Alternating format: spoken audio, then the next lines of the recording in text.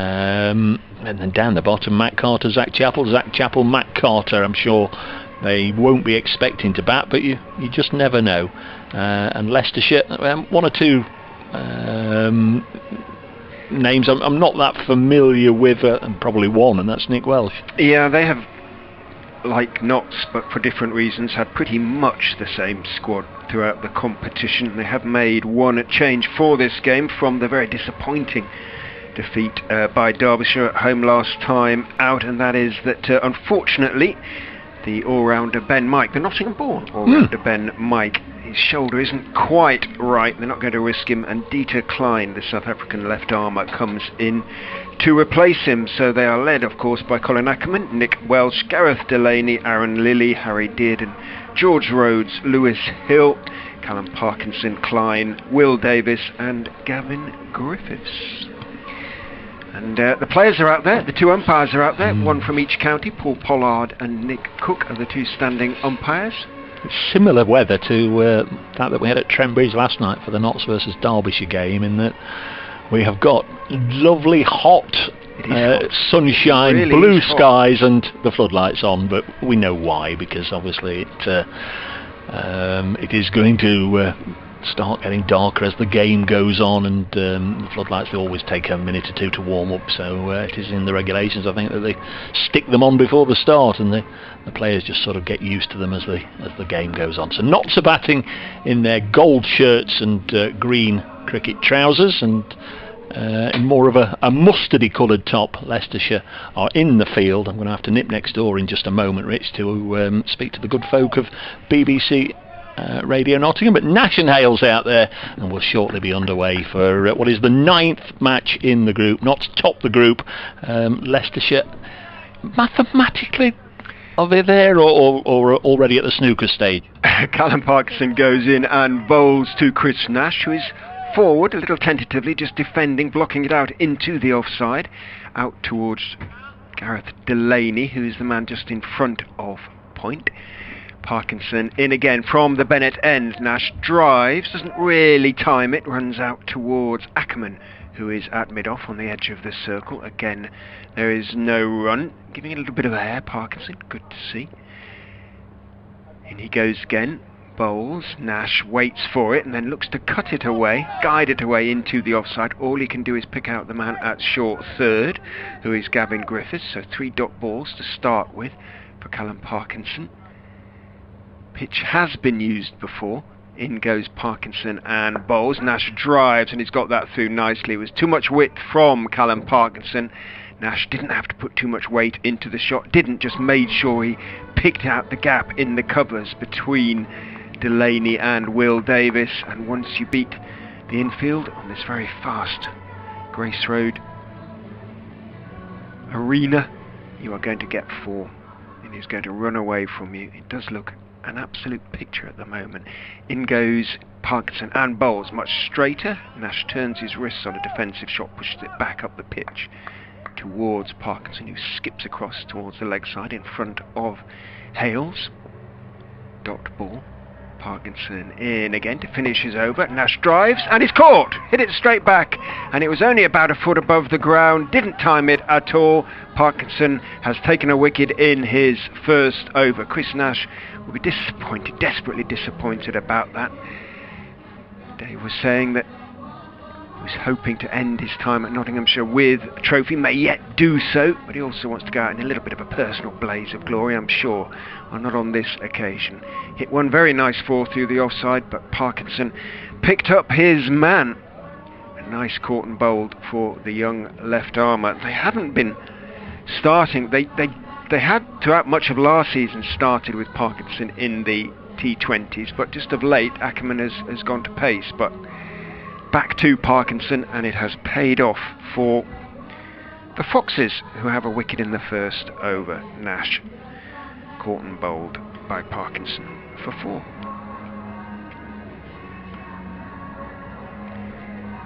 So Alex Hales, surprisingly, yet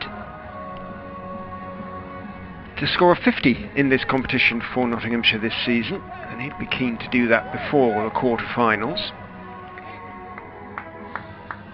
Klein is going to open the bowling for the Foxes from the pavilion end. Over the wicket he goes and bowls to Hales outside off stump, gives him room, and he accepts it gracefully and gratefully, no doubt, just cuts it away behind point, and no chance for Rhodes diving to his left. And it runs under the covers at wide third man.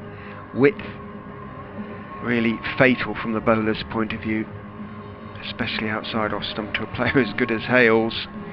In the power play, when you're 2 men out on the boundary, well, there is a third man, but he's reasonably fine, and the other man out is at deep backward square. So having seen that, Klein is going to go round the wicket to Hales. In he goes, bowls to Hales, a much straighter delivery. Hales covers up, defends it back down the pitch on the onside, rolls to Ackermann at mid-on, and there is no run. Klein this season in this competition, well, this is his first appearance. He's been 12th man the previous 8 games, essentially. In he goes, the South African, and bowls to Hales, slightly short of a good length. Hales staying on the back foot, drops it down almost at his feet on the onside. Doesn't look to be a massive amount of pace in the pitch, as I say, previously used. Not quite sure which match. Be a little update for BBC Radio Leicester Sport possibly coming up. Klein, 77 on his back, turns. In he goes and bowls full, and it's hit high into the air. It's going to land beyond Ackermann, who turns back from mid-on, gets to it just on the single bounce. It was really high, and thrown back to Klein. Hales picks up a couple. Welcome to listeners to BBC Radio Leicester. The news, as you know, as you've just been told by Adam, that Nottinghamshire are batting, and they've already lost a wicket, that of Chris Nash, who went to the 6th ball of the innings, caught and bowled by Callum Parkinson. Alex Hales, though, England T20 opener of recent times, as he's bowled to by Klein, and he's pulled out to deep square by Hales for a single. He's going nicely. He is now on 7 not out. He's been joined by the in-form Clarke. The Nottinghamshire Outlaws have moved on to 11 for 1, coming to the end of just the 2nd over. Klein, very short hair. Not that, bless him, that there's too much of it left, but he's had very much what's left of it cut as short as he possibly can, it seems. In he goes to finish the over and bowls outside off stump to Clarke, who cuts it away down to that fine third man. Didn't get quite all of it. He was a little bit late on it, so has to be content with 1, but a much better over for the Outlaws. As I say, Hales didn't get that when he lofted over mid-on, and Ackermann wasn't so very far from flinging himself as he ran back to try and get under it. He got to it on a single bounce. Still 8 from the over. Nottinghamshire Outlaws 12 for 1 after 2 overs. Dave Bracegirdle's back alongside. Doesn't look to be a massive amount of pace in the pitch so far. No. The batsmen have just been struggling for a little bit of timing. Yeah, you're absolutely right. And as I just returned there, just picking up on your comments of that big blow from Alex Hales. It was crisply sounded off the bat. It seemed as if it was going for a long way, but it just hung up there for a long time, and for a moment I feared for him, but he got away with it. Clarke on strike. 3rd over to be bowled by Gavin Griffiths. Clarke, Notts' leading run scorer so far in the competition. 275 runs, 1 century and a couple of 50s. First ball sees Clarke come down the track, charging at him, and then heaving hopefully towards the leg side, but doesn't make contact as it goes through to Lewis Hill. 12 for 1. Been some games this afternoon in the South Group, and the top 3 have all picked up victories. Matches that have just finished. Surrey defeating Hampshire, Sussex defeating Middlesex, and Kent getting the better of Essex. So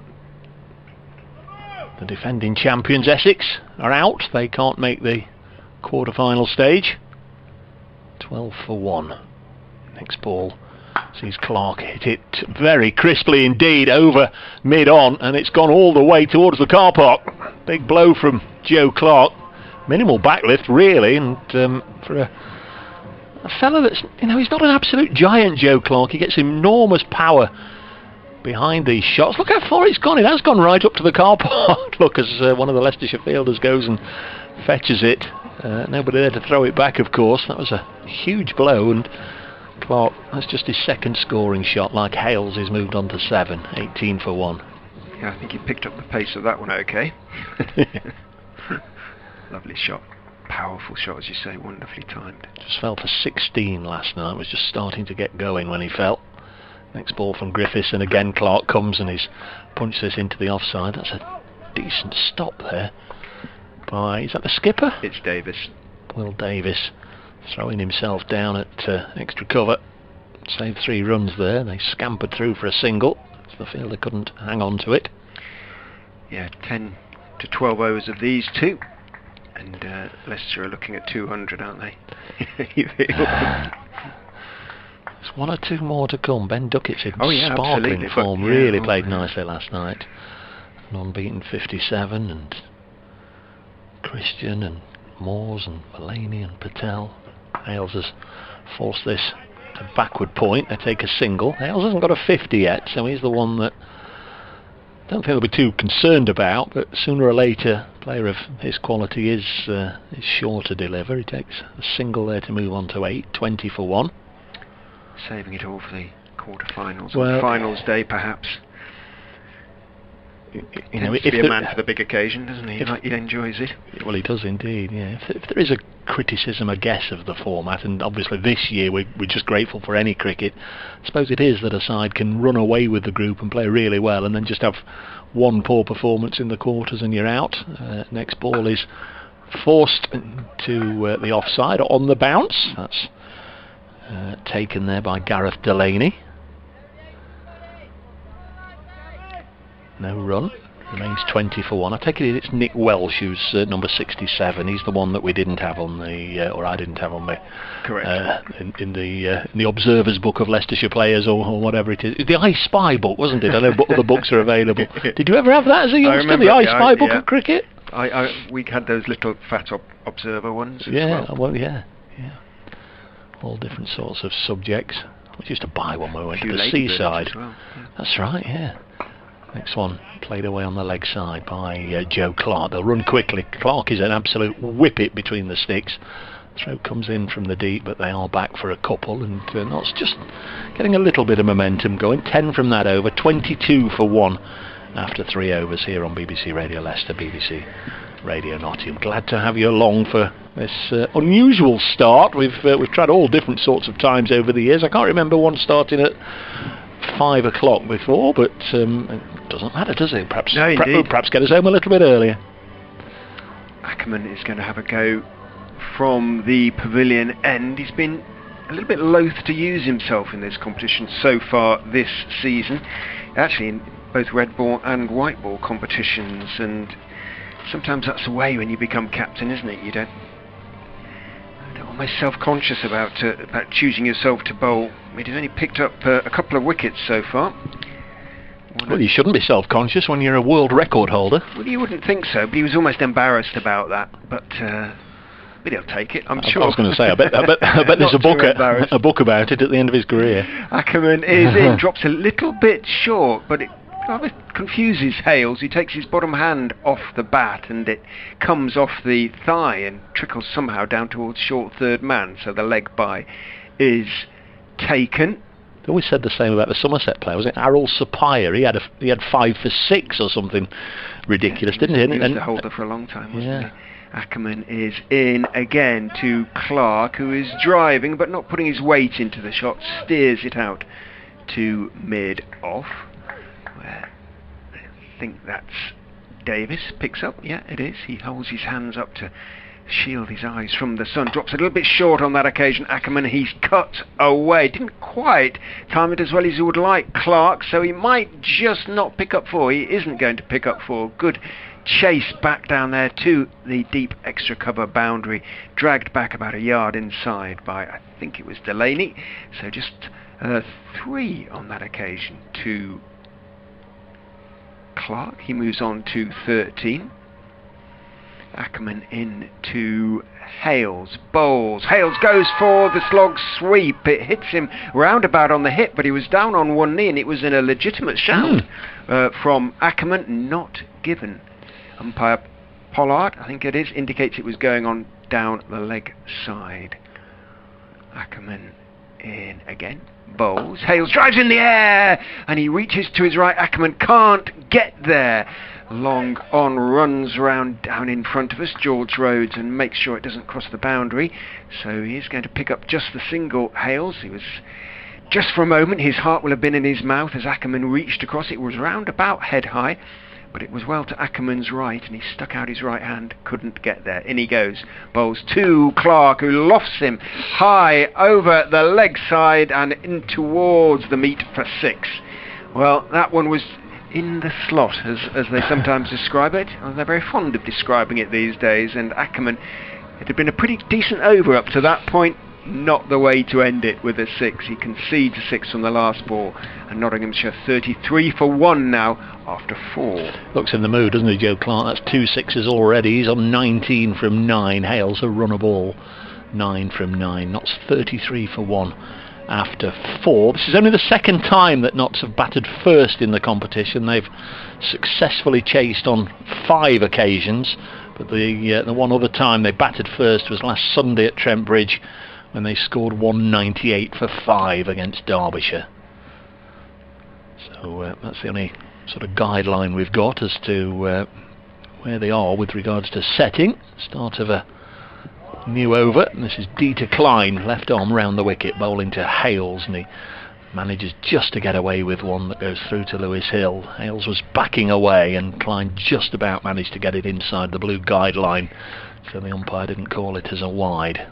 Looked just about right. When the sun is this low, I find it sometimes quite hard to pick up the white ball. It's a strange light. 33 for 1 is Klein in again, bowls, and Hales this time has got something on it, but he'll only get a single, just chopping it to short third man. They take the run. I went down that rabbit hole last night, sort of saying the players aren't used to the sun at this time of year, but in cricket terms, if in the past, if there has been any cricket this year, we've just about, in previous years, we've just about been done and dusted by this time of day, haven't we? Yep. 5:30 finish, isn't it, in the red balls. We've never had T20s as late as this, except finals day.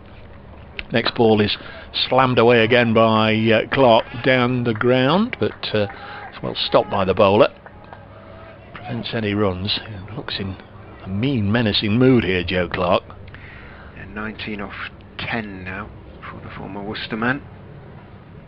Don't know if somebody cut him up on the drive over or what, but he seems in a bit of a snarly mood here. Usually is, isn't he? Combative cricketer. Next ball pulled away on the leg side, straight to mid wicket. There's no run. Two traditional rivals, of course, always been in the North group together. They've played a lot, but they've had a lot of matches washed away. A total of 9 over the years, incredibly, have either been totally washed away or just started and not finished. But of those that have finished, Notts have won 13 and Leicestershire 14. There's a false start from Klein as he comes in and either gets a fly in the eye or loses his stride pattern. And here on Leicestershire's home ground, Notts have won 5 times, Leicestershire 7. Again, there were 7 washed away here. 34 for 1. Klein comes in and bowls. That's chopped on! Wicket for Klein. And Clarke, like he was last night, just starting to motor, looking really menacingly, and falls inside edging onto his sticks. And it's 34 for 2 in the 5th. And Klein has got a really important wicket there. Joe Clarke bowled by the left armour for 19. 34 for 2. Oh, huge celebrations for Klein, who, as I mentioned when you were off air, is playing his first T20 game of the season.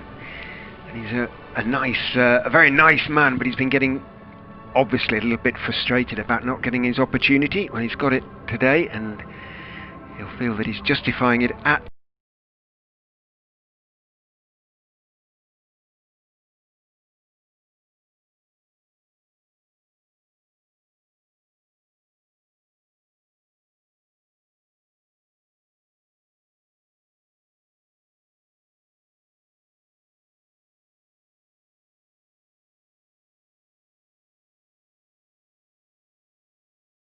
a nice man, but he's been getting obviously a little bit frustrated about not getting his opportunity. Well, he's got it today, and he'll feel that he's justifying it at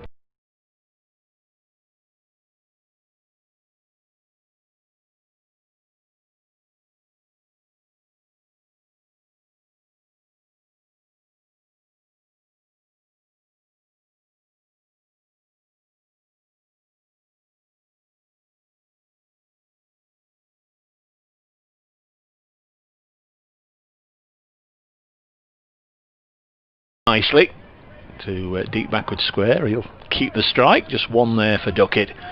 It's a good return from Harry Dearden into the gloves of Lewis Hill. End of a successful over for the Foxes, and not so 35 for 2. Not exactly the power play I'm sure they would have wanted. It might be one of those occasions where, you know, the end of the game you suddenly hear somebody in the Notts camp saying, you know, we quickly had to reassess what a good score was on here. Well, that's the other thing, the effect of the pitch. But well bowled, he declined 2 very overs, much so, yeah. No maidens, 1 for 10 for him. All you can do is do your very best when you actually get your chance, and he's doing that at the moment. So Parkinson is going to bowl the last over of the power play, this time from the Pavilion end. Opened up for the Foxes from the Bennett end, conceded 4 and took a wicket in his very first over. His men out are at deep backward square and backward point. A couple of men on the push, Davis on the leg side, Lilley on the offside. Over the wicket goes Parkinson and bowls to Duckett, who waits calmly and turns him through the vacant square leg area down towards that man at deep backward square, who's Nick Welch. Single taken by Duckett, 2 from 2 for him. 36 for 2. Yeah, it may be that this is a 150, 160 wicket rather than a sort of 200 wicket, but we will see. Well, you aim for 150 and 160, and then if you've got somebody like Hales going nicely, you can perhaps push on in the last 4 overs.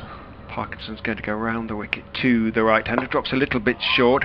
Hales back in his crease, turns it off the back foot down towards deep mid-wicket. Dearden comes scampering in, gets his throwaway, so just a single for Alex Hales, who's going along at just about a runner ball at the moment, 11 off 12. Just calmly assessing the situation. Will change left-hand, right-hand combination, of course. Lilley's pointing out something, suggesting something. He wants Nick Welch a few yards in. It takes 4 or 5 steps, that's all, as Parkinson goes in and bowls over the wicket to Duckett, who plays a beautiful little, well, paddle scoop round the corner, very fine. It just gave himself, just stepped across towards the offside, just so that he could flick it down the leg side. There was a man at short fine, but it went very much finer than him, and obviously with Hill standing up to the stumps, no chance at all for the wicketkeeper. Clever little shot. Parkinson's reaction would perhaps lead you to believe he maybe thought he was through Duckett there. In goes Parkinson again and bowls again down the leg side. A more obvious little paddle sweep around the corner this time by Duckett. It was further down the leg side. Parkinson and Duckett having a word as Duckett completes the single, and the two come not quite face to face. And it wasn't a confrontation, it was probably a smile. Parkinson, as Dave said, suggesting it almost got through. He goes into, and that bowled him! Oh, what a delivery from Parkinson!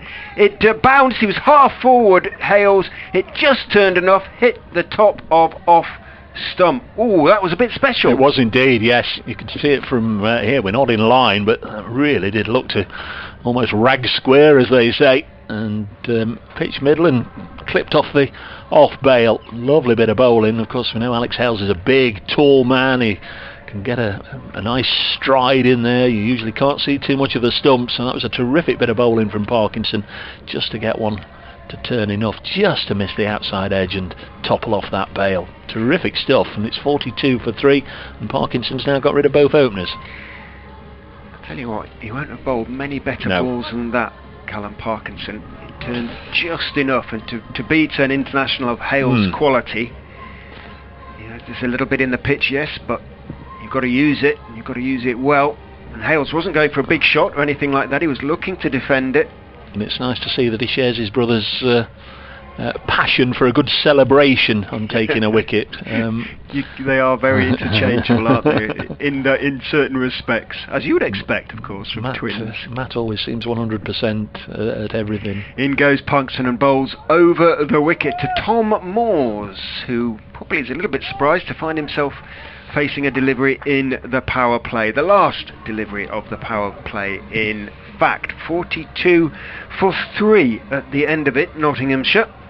2 wickets for Parkinson, 1 for Klein, 2 for 11 from 2 overs for Callum Parkinson, and well, the Foxes will feel they've got themselves at least into the game. Yep, they've taken the power play. Nash out for 4, Clarke 19 and Hales for 11. Mentioned earlier, 3 games in the South Group, all finished with wins for Surrey, Kent and Sussex this afternoon. All the news on the BBC Sport website.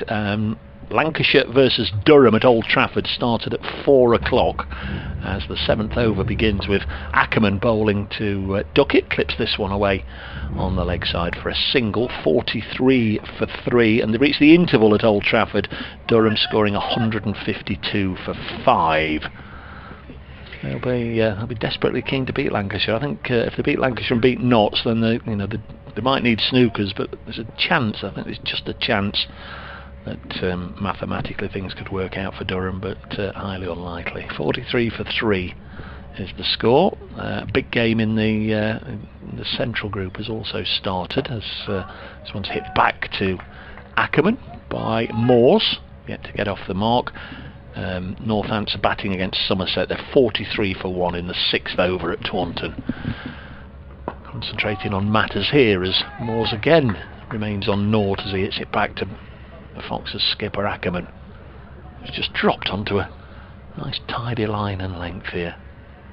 Shadow from the floodlight pylon all the way across the strip as Moores belts this out onto the leg side. It was short, it sat up, and Moores delivered an effective coup de grace as he hammers it away towards the large scoreboard for 4. So Moores is away.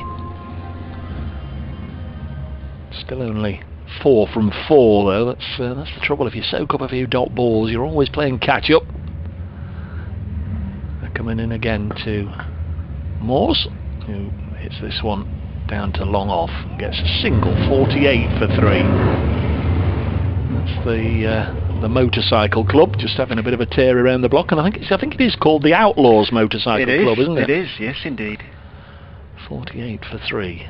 It's Colin Ackermann bowls. Duckett just drops it gently on the leg side, and these two are quick, but I think it was a sensible call just to settle for 1 there. Ackermann racing through the over as you'd expect. 49 for 3, so just 7 from that one. Not looking for a partnership. Mentioned all the names, and they've still got Christian, Patel and Mullaney, but they'll want this pair to stick around, I'd imagine, for 4 or 5 overs, just so they do have some wickets left in the shed for the final push. Yeah, run-outs were crucial in the game between Yorkshire and Lancashire yesterday. Yorkshire looked to be in complete control before Messrs Lythe and Root both got run out when they were steering Yorkshire to what would have been their first victory at Old Trafford for about a long time, 6 years I think, in the T20 that is. And it would have been an unnecessary risk on the part of Messrs Duckett and Moores. Gareth Delany is going to have a go with his leg spin from the pavilion end. He's taken 6 wickets in the competition this season, as well as scoring some very useful runs, so he's done well. I was just going to say he got 2 or 3 at Trent Bridge, and a couple of good catches on the fence as well, if I remember. Round the wicket he goes, and bowls, drops horribly short, as sometimes leg spinners do, whacked away by Duckett almost off the front foot, but he's picked out the man at backward square, so it's going to be just 1 against Notts. 2 for 37 at Trent Bridge. Got a couple of catches as well, didn't he? Yeah, he's dropped 1 or 2, but this is only really his first year as a full-time cricketer in many respects. In he goes and bowls back short outside off stunt, and looking to cut it away. Moores doesn't time it at all, somehow gets it out towards extra cover. Is it a partnership with Leicestershire that's likely to be extended? I think that they'd like him to come back. I would anticipate they might. In he goes and bowls again, a little bit short. And quick hands from Moores, gets it out towards deep mid wicket this time, where Lilley is the fielder. He's certainly done well enough, I would think. He's got some good runs at a good pace, and as I say, with those wickets, gives them another spinning option. Staying round the wicket, 2 left-handers, of course. That's a better line and length, and he's not bowled him. The stumps have been taken out by Hill, who points towards umpire Cook. He didn't just take it, he actually demolished the off-stump Lewis Hill, and appealing for the stumping, but no excitement on the part of, well, anybody else other than Lewis Hill, to be quite honest. It's certainly taking a little bit of turn, isn't it? And Notts have got Imad, Wasim, Samit, Patel and Matt Carter, so they won't be too upset about that. No. 140, 150 might take some getting. I'll just have to pop next door. Against an attack of that, a spin attack of that quality. In goes Delany, looking for the reverse sweep, and connecting nicely is Ben Duckett. But the man at backward point runs round to what became wide long leg and got to the ball quickly. Hit it almost too well in that respect. Duckett rehearses the shot, has to be content with a single. He moves on to 11 from 9. Moores has 6 from 7. The Outlaws 52 from 3 for 3. But we are coming to the end of the 8th over.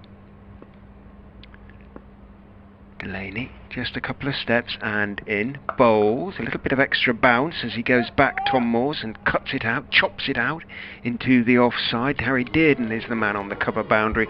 But again, just a single from that last ball. So 4 singles from the over from Gareth Delany. 53 for 3. Nottinghamshire. Different sort of challenge than they face tonight, the Outlaws. Ball not really coming on. Little bit of spin. And a rather good purveyor of it in Callum Parkinson in particular. Left arm spin, that is. 2 overs. 2 for 12, I think it is for him, or 2 for 11. Klein 2 overs, 1 for 11. Ackermann ringing the changes constantly. He's bringing Gavin Griffiths back into the attack. Just 1 over earlier for Griffiths. 10 runs came from it. He's bowling from the same end, the Bennett end, with a bit more cover though this time. He bowled the 3rd over of the innings. This the 9th. He has got 3rd man up on the edge of the circle. Long leg, mid wicket, cover, and deep backward square on the boundary. As round the wicket comes Griffiths and bowls. Squares Moores up just a touch. He was looking to hit it straighter than that. Came off the thick outside part of the bat, through the gap in the covers out towards Nick Welch, who comes sprinting in to meet the ball. Has to content himself with the single. Moores. Duckett with his shirt out of his trousers. Kind of makes him look even shorter than he actually is, in a funny sort of way. In goes Griffiths and bowls to him, and he works it away off Midland leg out towards the man at long on. Single taken again. All the fielders on the leg side now on the boundary for both left-handers. They must be thinking in terms of a possibility of 2 there. The pitch is cut reasonably centrally, and this big Grace Road outfield a little bit towards the west side. In goes Griffiths and bowls, and looking to clip it away on the leg side. Doesn't get anything on it, Moores, I'm pretty sure, but it was going on to miss leg stump, and Nick Cook marches off into the offside before raising his left knee to the scorers. 1 extra taken, 1 leg by. A hopeful and optimistic appeal from Gavin Griffiths, who turns. Little shimmy at the start of his run and chases down the slope. Bowls, Fuller this time, dug out in the air, should be caught, is not caught. That was surely a chance, and it was interrupted en route towards mid-off by extra cover diving across Ackermann. Was that Rhodes making... what was he thinking? Dieter Klein, I think it was, at extra cover coming in. Tried to take the catch, which I think was going to go straight to Ackermann at wide mid-off. Didn't get there, and that is a big life for Tom Moores. Did they take the single then? Not quite sure. 56 for 3. No, they didn't. It was a big life for Duckett then, who waits as Griffiths goes in and bowls, and this time it's Fuller on leg stump, clipped away behind square, and is going to take a single this time. We'll need to see the replay of that one, but it looked to me like Klein coming across somehow decided he was going to take it out of Ackermann's hands practically. 57 for 3. Yes, it was curious piece of cricket. A case of miscommunication, really, wasn't it? There obviously wasn't a shout. Certainly not a loud enough one, anyway. They speak the same language, Klein and Ackermann. Actually, I don't know how much sort of Afrikaans they speak. In goes Griffiths and bowls onto the hip, and it's going to be tickled down to fine leg. In fact, it just came off the thigh pad of Moores. Didn't get anything on it. The result is the same though, 4 onto the Nottinghamshire Outlaws total. 61 for 3, an eventful over.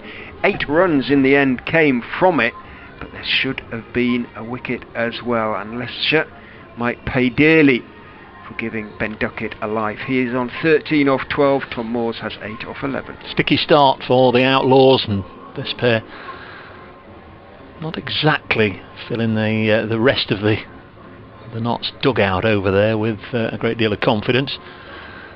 Had 1 or 2 anxious moments. Number of spectators away to our left at Milligan Road, is that? It is, as in Spike. Yeah, number of spectators just peering in through the gate. Good to see them. Regulars, yeah, who would love to be sitting in the ground.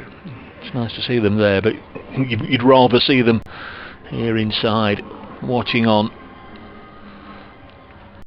They tell us it's not possible, but it's a real old shame.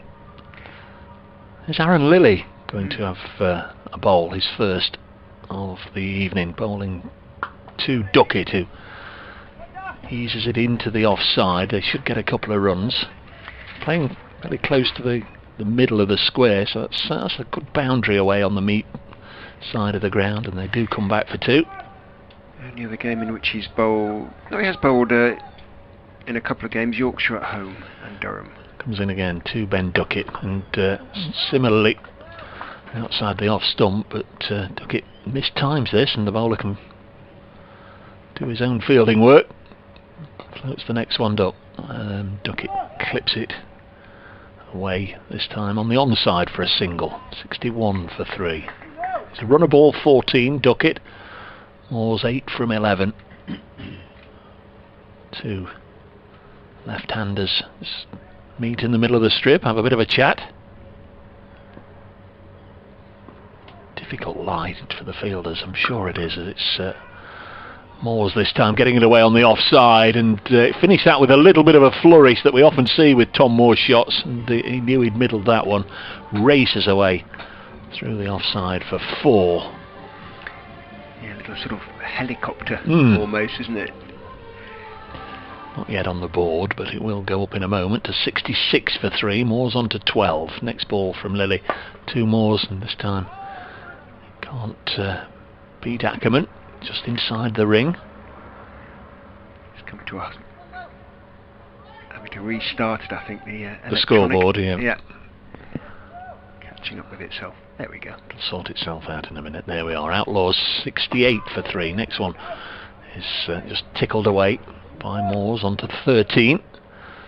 And Arron Lilley raced through that over, but at the cost of 8, and round about this stage of the innings, I think Notts will take that.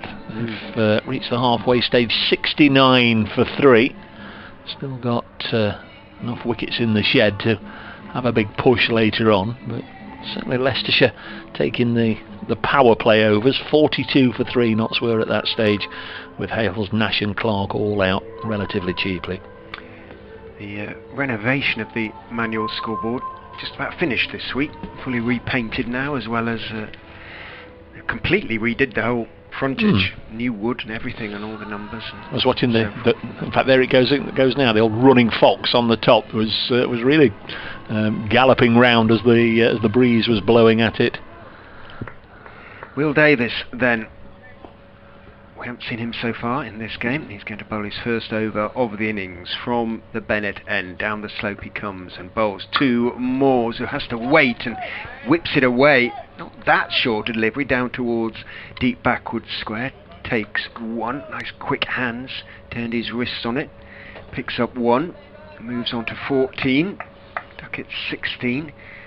Came together with the scores on 42.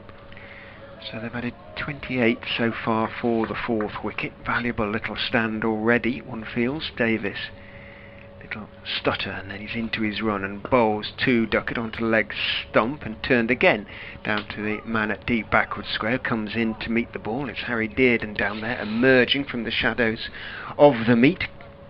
I mentioned there's one other North Group game going on that started at 4 o'clock. Durham 152 for 5. Lancashire 9 for 3 after 2 overs. Goodness.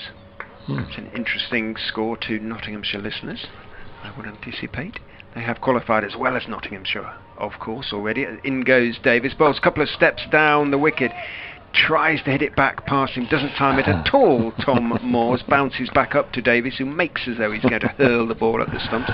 Doesn't bother doing so. Made to do a D to Klein, as it's known in the business now, up and down the country. Dieter.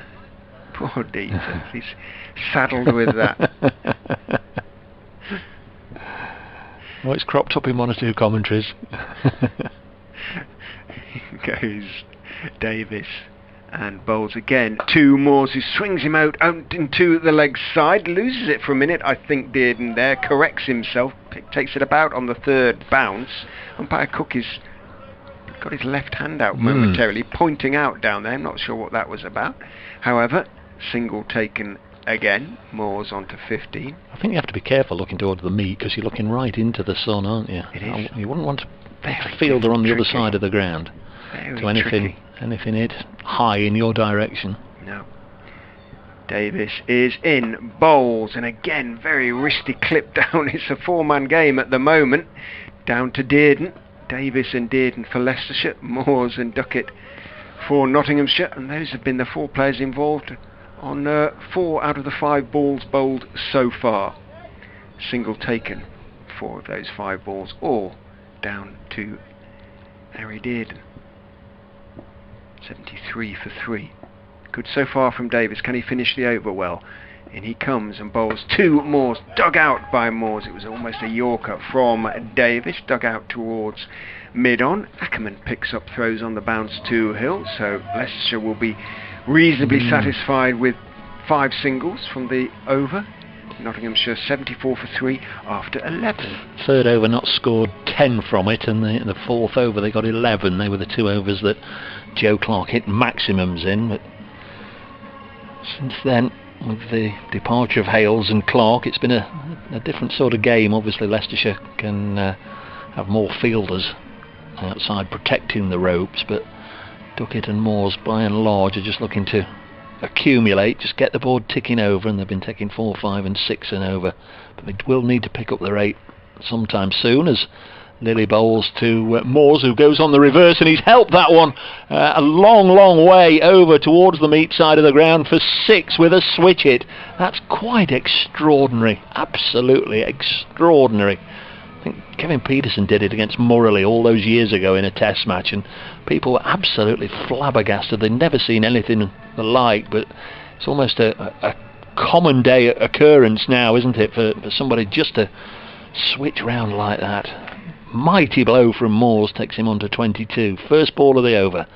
Lilley in again and gets 6, and then push it down the ground for a couple of runs. Duckett is pushing hard for that too. He instigated that second run and gets there. When they hit a shot, a left-hander hits a right-hander's shot as crisply as that, you sometimes wonder now whether they could actually play other right-handed shots, and whether they could actually they've almost made themselves ambidextrous, haven't they, in that respect? Could they play a cover drive? I don't know. Maybe that's the next development. It's all to do with the practice, isn't it? Yeah. Isn't it? And if they, as you say, if they spent that long practicing it, there's a scoop this time by Moore. So we've seen everything from him in this over. He's got 4 runs here. Effectively, he's tickled it fine down the leg side for 4, but he didn't. He went down on one knee and scooped it, the left-hander, over his right shoulder, nice and fine for 4. So this is 12 up from the first 3 balls of the over, and this is the big one. This is the biggest return for Notts so far, and there's still 3 balls to come. Lilley to Moores, who pulls this shortest ball out onto the leg side, and they will settle for 1 this time. That's George Rhodes getting to it quickly and had the ball in the air to deter the 2 batsmen from coming back. Probably was a second there, but having got those 12 off the first 3, no point in risking it. 87 for 3. When did the last wicket go? 42. So they've added 45. There's Lilley now to Duckett. He will push it on the leg side. Again, there's only 1.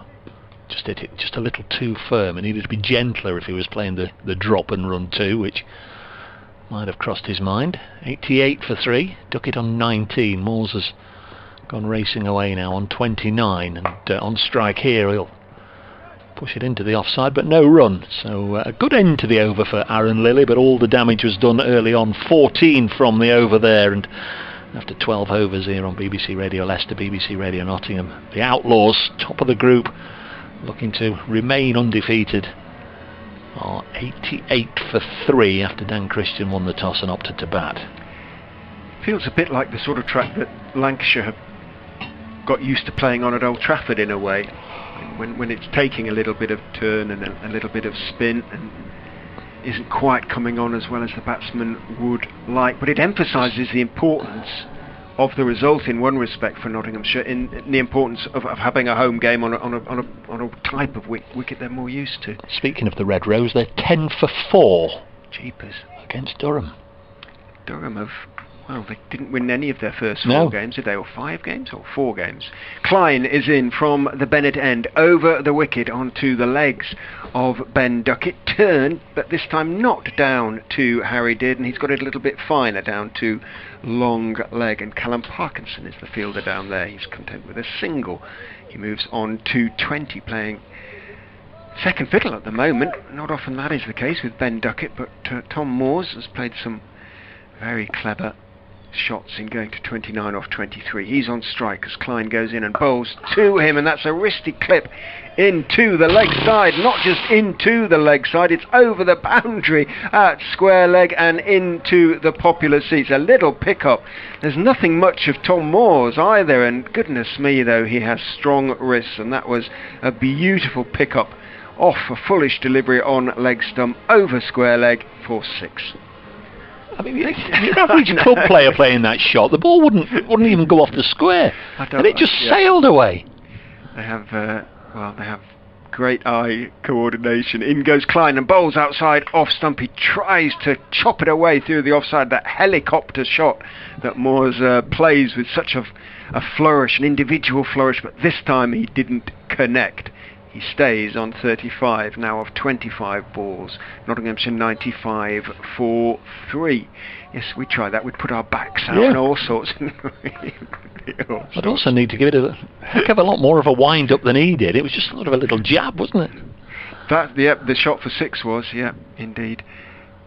Klein in again, bowls and driven out through the offside, and I think that's going to be 4. It is. It was a fairly half-hearted pursuit. He knew out there Nick Welch on the extra cover boundary he wasn't going to get there. It was full and tucked into it. A proper cricket shot, as a certain generation might refer to it. I think we've missed the 50 partnership now. We have, I'm afraid. I think they're now beyond the 6 was the 50 partnership. 42, 57 they've put on. I think in this circumstance it's forgivable when a shot as clever and remarkable as that is played, we can talk about the shot instead. In goes Klein and bowls again. 2 Moores short onto the legs, and he gets away with it. Klein, he tried to pull it away, Tom Moores. We did get a little inside edge onto the pad there. I thought it was going to be signalled leg by. It just popped up onto the leg side off the pad, but a little inside edge onto the thigh pad perhaps. And Moores moves into the 40s now, on 240 off 27 balls. Strike rate up to around about 150 now for him. He didn't score off his first 3 balls, remember?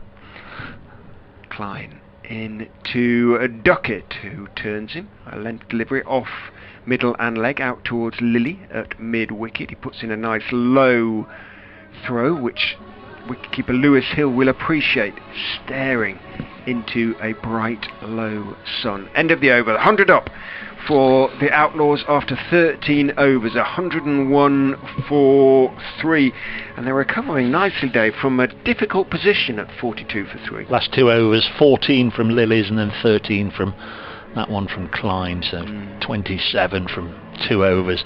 This is the Ben Duckett we've been sort of seeing, and it's the role he has found for himself in the side, almost the one to play through the innings, getting the big hitter, if you like, back on strike. Of course, he's perfectly capable of clearing the ropes and putting the bad ball away, but he's sort of been speaking about it a number of times this summer, and last year he sort of tried to take on the big hitters blow for blow, whereas if you play that sort of game with Alex Hales and Dan Christian, and it's not your normal game, then you're going to come off or come up short. But this year he has just sort of been knocking it around. He runs quickly, he's got all the shots, he's a complete 360 degrees player. But this is perfect for him, with Tom Moores, if you like, taking the risky shots on. But I think the fact that Parkinson is coming back is an indication that Ackermann is really concerned now. They need to break this partnership, the Foxes. In goes Parkinson from the pavilion end. Bowls an attempted scoop from Duckett. Whether he got anything on that, I don't know. Because Hill didn't take the ball cleanly. It was a very difficult one for him to take. Had he done so, Parkinson looked interested. But either way, a dot ball to start with for Parkinson. In he goes again. Bowles drops a little bit short and is pulled away into the leg side. Bit of work for George Rhodes to do, running away to his left from long on towards wide mid wicket. Gets there, but not before Moores has turned for the second and made it comfortably. Duckett on to 23. It says waiting for the electronic scoreboard. In goes Parkinson, tosses that one up, reaches for the sweep, had to reach for the sweep. Duckett, well bowled by Parkinson, but he connected nicely. Duckett picks up the single as he gets it down to Klein, a backward square. Moves on to 24, brings the innovative and at the moment highly successful Moores back on strike. 40 off 27. Where's he going to try and hit this? How is he going to try and hit it? More to the point. In goes Parkinson. Bowls to him. Helicopter shot out through the offside. There is a sweeper out there on the cover boundary in the form of Harry Dearden, so it's going to be just the one. 105 for 3. 2 for 15 for Parkinson from 2.4 overs, 8 wickets in the competition so far. In goes Parkinson, bowls, looking for the slog sweep, stepping across to the offside, not connecting.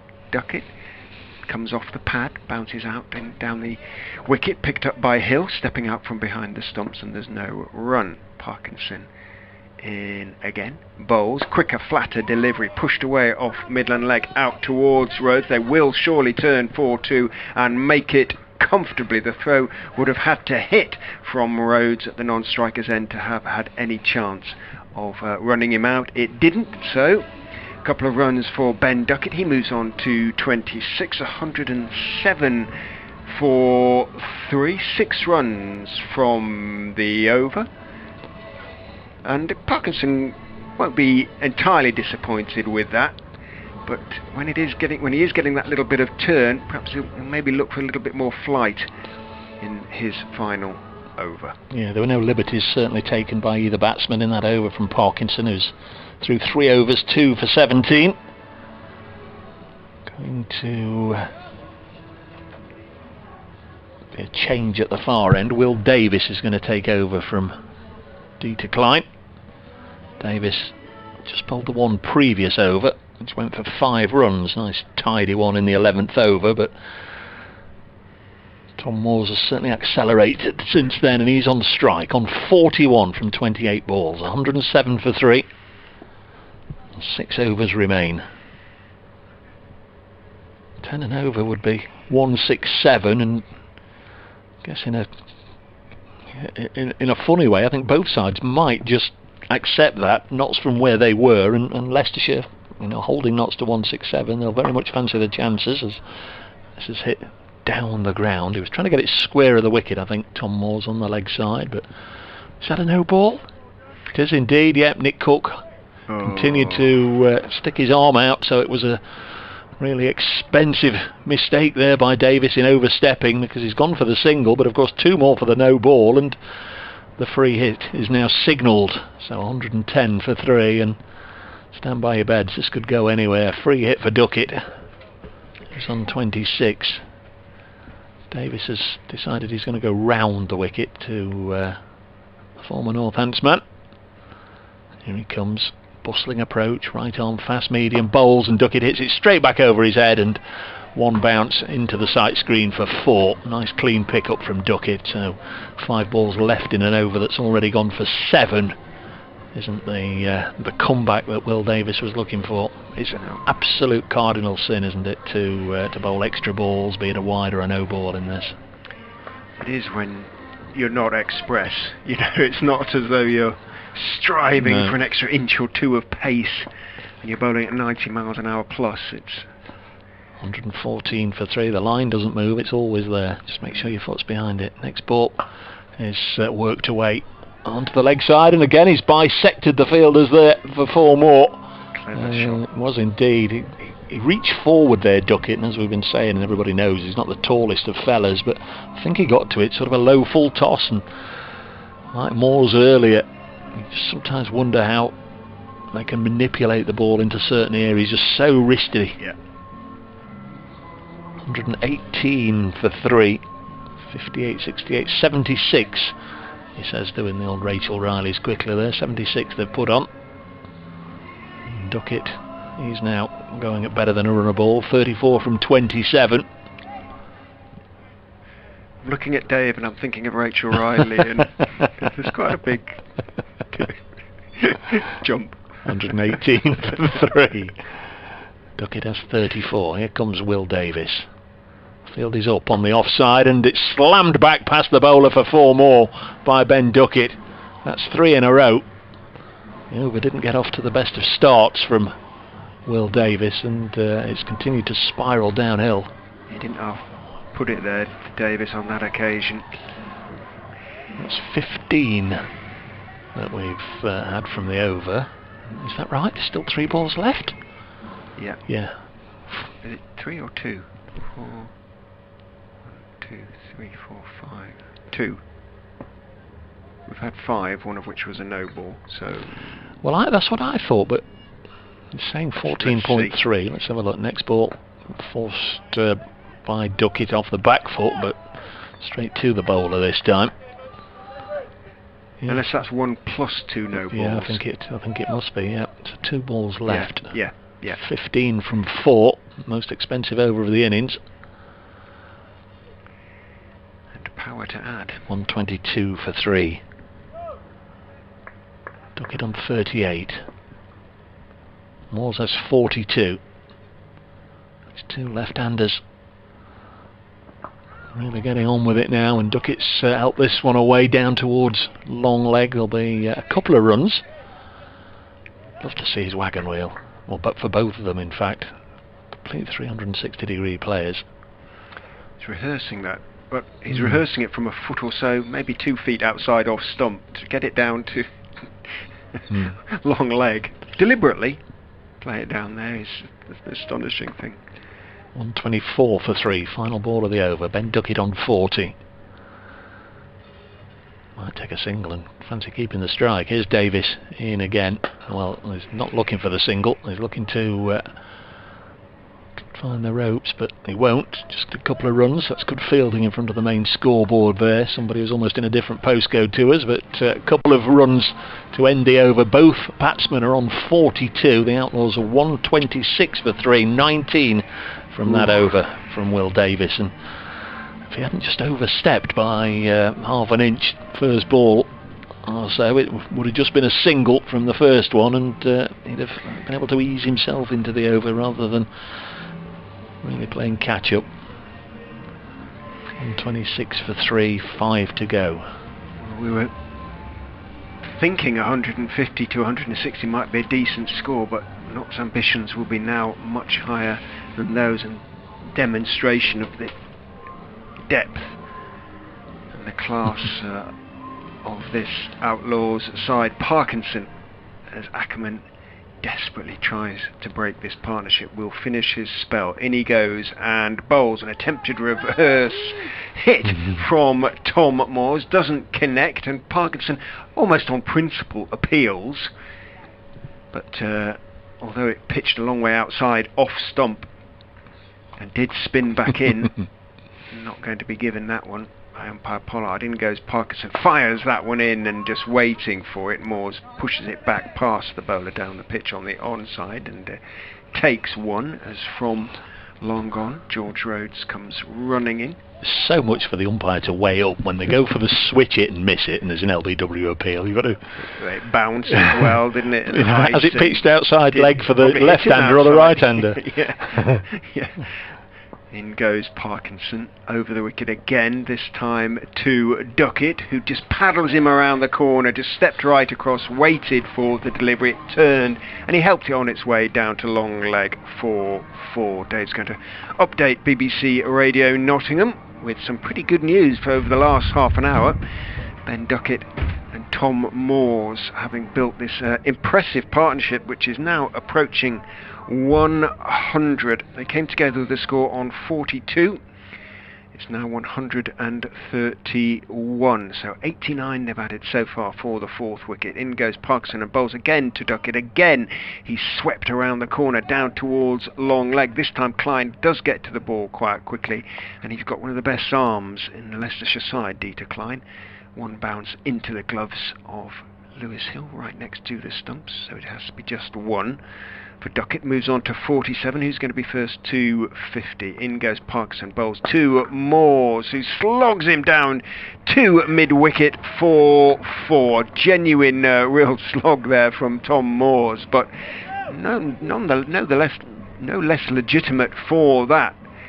The shot down to cow corner has its place in T20 cricket, and Moores played it very well indeed. He's playing with the spin, of course, but even so, muscled it away. In goes Parkinson and bowls the helicopter drive from Moores. He's going to pick up 2 because long off has to run diagonally around 10 yards to get to the ball, so 2 it is to Moores. He moves on to 49. Duckett has 47, but Duckett, it will be on strike, because that is the end of the over. 138 for 3 at the end of the 16th. So 12 from Parkinson's final over. 4 overs, no maidens. 2 for 29 for the young left arm spinner. Pretty good effort in the circumstances, but he'll be disappointed not to have picked up another. Bowled the ball of the day by some margin to dismiss Alex Hales. Beautiful delivery. It just turned from sort of middle, clipped the top of off, and Hales, who was playing or attempting to play a defensive shot, bemusedly looked back down the pitch before walking slowly off. But Duckett and Moores have done more than repair the innings.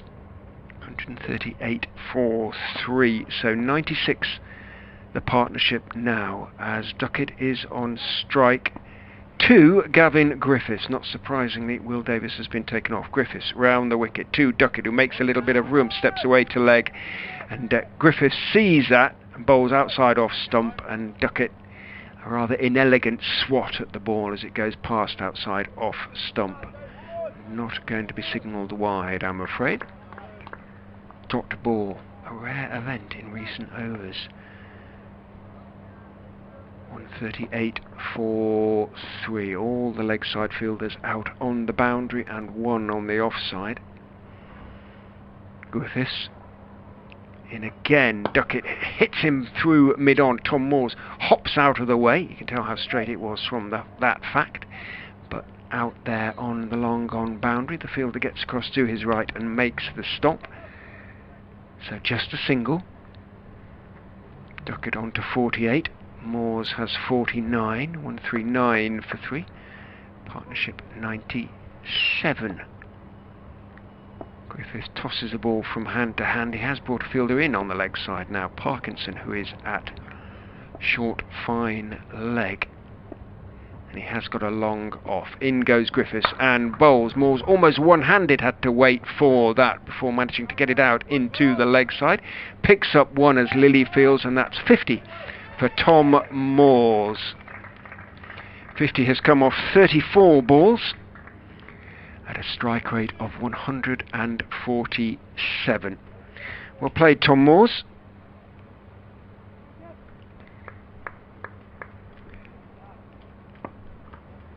On a tricky wicket, and once you're in, however, it seems to be perfectly playable, judging by the way these two are going about their business.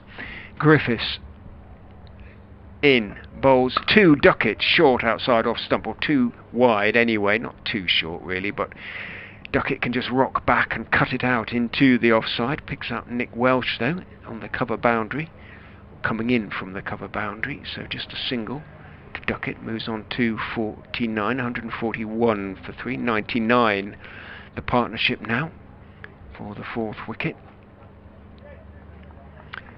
Griffiths good over so far, just 3 singles from the first 4 balls. Can he keep it up? He's ready to go.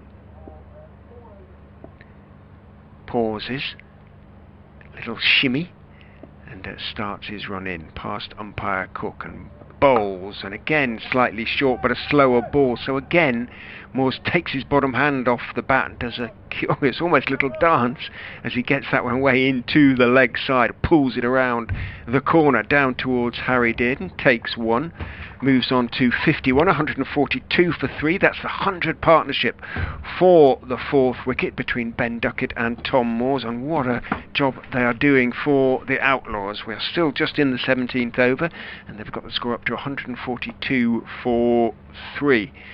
Duckett on 49 awaits the arrival of Gavin Griffiths, who bowls, clipped out into the leg side, off the legs, down towards Dearden, in the air, bounces a few times before it gets to the field, and that's 50 for Ben Duckett. Just a couple more deliveries than those faced by Tom Moores for his 50. His has taken 37, but an almost equally effective job done by the diminutive left-hander. Yes, well batted to both of them. Duckett last night featured in an unbroken stand of 98 with Chris Nash, which saw Notts home. This one equally important because they were in a little bit of trouble. There's no doubt about it at 42 for 3, but this side packed with quality, and in times of adversity you do look for people to put their hands up and respond, and they've done it very nicely indeed. In something like 12 overs they've had 100. Both players now past 50. And with 18 balls left, it really is help yourself time if they can get Notts up to the top side of 170. I think they'll be absolutely delighted. Both players, by the way, have hit 5 4s, 2 6s for Tom Moores, none for Ben Duckett. Thought he had hit one, but clearly not. It's not on the scorecard. A couple to Joe Clarke then, and a couple to Tom Moores. 3 to go, 143 for 3, and the first of them will be bowled by Will Davis, who overstepped first ball last time. What will he do this time? Oh, it's short, and Duckett was already through the shot, and there was a bit of a coming together, an accidental coming together between Tom Moores and Will Davis, both for different reasons, trying to get down to the other end. They each apologise to each other, and it's a leg by. Yeah, can't help feeling if Duckett had just waited, yeah, he would have put that somewhere over the Milligan Road, but predetermined going for a reverse. It's a good last over from Griffiths, by the way. Just 3 overs, singles. none for 18, yeah. Yeah, no, he's bowled well. He picked up T20 best figures in the last game, a 4 for. There's Davis then bowling to Moores on 51. He goes for a leg side hit. Now there's a man out there on the rope, should catch it, and does, and that's a very, very good catch indeed. And Moores goes for 51. Fine effort out there on the fence. 144 for 3. Davis has got the wicket, and as Rich kindly helps me out, Klein is the player who would have been looking right into that sun. I didn't fancy him much above 20% to catch that, but he did, high above his head, and that was a very, very good effort. Well battered, Tom Moores, and it took a very decent catch to get rid of him. Yeah, he didn't just take the wicket, he saved 6 runs there, Klein. He'd been brought in sort of 10 yards, because it is such a long boundary out there, good 75, maybe 80 yards. He was having to back pedal. He's not a particularly tall man, leapt into the air, took it two-handed above his head, and it would certainly have cleared the ropes for 6. So Davis, slightly fortunate there, I suspect, but they won't mind. No, that's the good news for Leicestershire. Not so good news is that Captain Christian is out there, who is an absolute brute of a man. He, in another life, he would have been a lumberjack, and he wouldn't have bothered with the chainsaws. He'd have just knocked over those giant redwoods or whatever it is. As Davis bowls, it's a short, pulled away nicely onto the leg side, but again picks out Klein, who's a busy man of the moment. Partnership of 102 for the 4th wicket. 145 for 4. So that single takes Christian down to the business end. In just under 12 overs. Yes, and to start with, they just both played themselves in, didn't they? That chaotic over from Davis, where he began with the overstepping, and then there was an over that followed it from Arron Lilley, and away went Notts.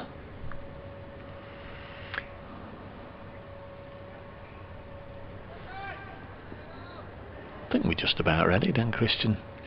Went for a bit of walk. Just seems to be a little cooler out there, right on the strip that they're playing on now. We have got a little bit of shade out there. And first ball, Christian has gone on the scoop, and he's going to go first ball. And Davis has got second wicket of the over, second wicket in 3 balls. And that is the problem sometimes. These players have all the shots and want to show you them all at once. First ball, Dan Christian has tried to scoop it over the keeper's head, and it's pretty much gone straight up. I'm sure Lewis Hill, the keeper, could have got there, but he's instead left it to the man who started it out at short third man, but ran round to take it almost behind the keeper. 145 for 4. Dan Christian out first ball. Gavin Griffiths, the catcher. As you say, if he'd just looked to play a fairly normal crunch down the ground or something like that, you feel, Dan Christian, but when it isn't a particularly quick wicket, the scoop shot is a dangerous one. And so it proved for Christian on that occasion. Stephen Mullaney has come in at 7, which means Samit is back where he started the season, the Bob Willis Trophy games at number 8. Samit Patel, of course. Here's Davis then, 2 wickets in the over. A very different over from his previous one. He bowls and Duckett clips it down the ground and sets off, hairs off, intending to call Mullaney back, but then settles for a single. 146 for 5, and with only 13 balls left in the innings, Leicestershire again have put the brakes on a Nottinghamshire charge. Davis' figures look rather more respectable than they did at the start of the over. Always nice to have a couple in that end column, isn't it? Yeah, not half. He was looking down the barrel, wasn't he, there? If that one had done a foot higher over Klein, it sure would be. 46 for 5. So Mullaney to face his first ball and drives into the offside, and he's away. 2 overs to go. Snooker maximum on the board. 147 for the Outlaws. 5 down. That was a terrific over for the Foxes and for Will Davis. 4 runs from it and 2 runs. Tom Moore's figures, by the way, 51 from 36 balls, 5 fours and 2 6s. Ben Duckett currently 51 not out from 39 balls with 5 fours. 147 for 5. Lots of bowling options for Ackermann. He's used 7 different bowlers, and the only one that's bowled out so far is Parkinson, so he could pretty much take this as he wants. Klein's got 1 to spare, and so has Gavin Griffiths. They're more than likely going to bowl out, but after that one from Davis, he might get his final one. Yeah. He looked a risk to be using Davis, but came off for Ackermann and for Leicestershire. Gone back to Griffiths. 3 overs, none for 18 for the Lancastrian. Looks around him, sees every fielder on the leg side out on the boundaries. He comes in to bowl to Stephen Mullaney, who tries to smear him away through the offside. Connects nicely, but he rather does pick out Davis on the edge of the circle. And just a single as a consequence. I've lost count, I think, this season how many times I've said either Mullaney's been bowling or Mullaney's been batting, and the one he's been directly up against is also a Lancastrian, and it happened there. Of course, Gavin Griffiths and Stephen Mullaney, but there's a lot of them around now. Of course, Arron Lilley's another one in the Callum Parkinson. Yeah, of course, in the Leicestershire Harry team. Dearden. Tom Moore's had a lone spell, of course, with the Red Rose. 4 of them on the Leicestershire side. There's quite a lot around the counties. Don't think there's any more than 4. That's it. Round the wicket, Griffiths to the left-handed Ben Duckett. Bowls, and Duckett has to wait for that one as he steps out, tries looking initially, I think, to drive it on the offside, ends up getting a bottom edge and turning his wrist on it, and it runs out towards Dearden at square leg. He held it back nicely, Griffiths, who seems to have got his slower ball working well. Still got bright sunshine here at the Fisher County ground, but it's so low that the ground is pretty much in shadow now. Shadows being cast by the trees that run between the popular seats alongside the meet and the net area here at Grace Road. Griffiths back over the wicket to the right-handed Stephen Mullaney. 149 for 5. Comes in, bowls to Mullaney, who clears his front leg and tries to hit him out into the offside. Doesn't time it. It runs out fairly tamely towards mid-off. Picked up by Ackermann. Another single. Another good over so far for Griffiths. It is indeed. It's not a traditional end to the innings that you'd be expecting. 150 up, 150 for 5. Ben Duckett averages 29 across his career in T20, but he's done that average a little bit of a boost over the last 24 hours. 57 not out last night, 53 not out here at the moment on strike. He's waiting with bat raised as Griffiths got about 2/3 of the way into his run and then decided to pull out, and umpire Cook makes a signal that I don't think is quite, it wasn't quite the let's not get on with it signal. It was a bit more energetic than that. In comes Griffiths and bowls outside off stump. Again the slower ball, and again Duckett is beaten by the lack of pace. He stepped out and was ready to crack it away, but he went through with his shot far too early. North Group, Durham 157 for 5, Lancashire 55 for 8. We'll be interested to see is it the full strength side? If they Davis, Livingston, Croft, Vilas, Jones. Yes, it is. In the top order, yeah. Luke Wood, Hartley, Mahmood. Completely. In goes Griffiths and bowls to Duckett, who clips him away, but straight to Harry Dearden at deep backward square, and Griffiths has a wicket. He puts his hands up to his face, perhaps in a little bit of embarrassment really. It was there to be clipped away by Duckett, but he just picked out the fielder at deep backward square, about 5 yards inside the ropes. A comfortable catch for Harry Dearden, and from 144 for 3, Nottinghamshire are now 150 for 6. Yeah, and talking of all sorts of fanciful figures earlier, 160, get there and then push on. Well, 150 for 6, and right now they'll be lucky if they do put 160 on the board. Samit Patel is the new man. Mullaney and Patel have shared many a partnership over the years, but this one can only last 7 balls at the most, so that's all that's left. Mullaney 3 from 3 is on strike. Samit Patel at the non-striker's end. Griffiths to finish his spell. Down the slope he comes. Bowls to Mullaney, and again makes a little bit of room, clears his front leg, but Griffiths sees him stepping back towards leg and pushes through a full delivery.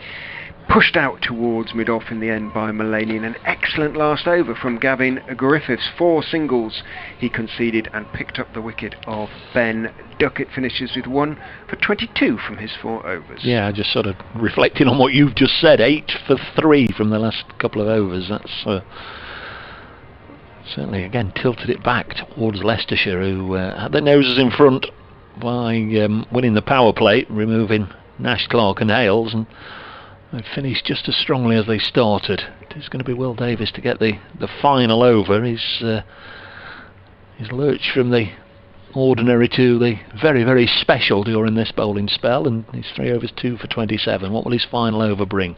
Samit Patel, first ball comes at Davies, and he just cloths one over the bowler's head and just gets a single. I beg your pardon, it was Stephen Mullaney on strike, came at the bowler and didn't get a great deal of bat on it in truth, lifted it over the bowler's head for a single. 152 for 6. The Outlaws with 5 balls left.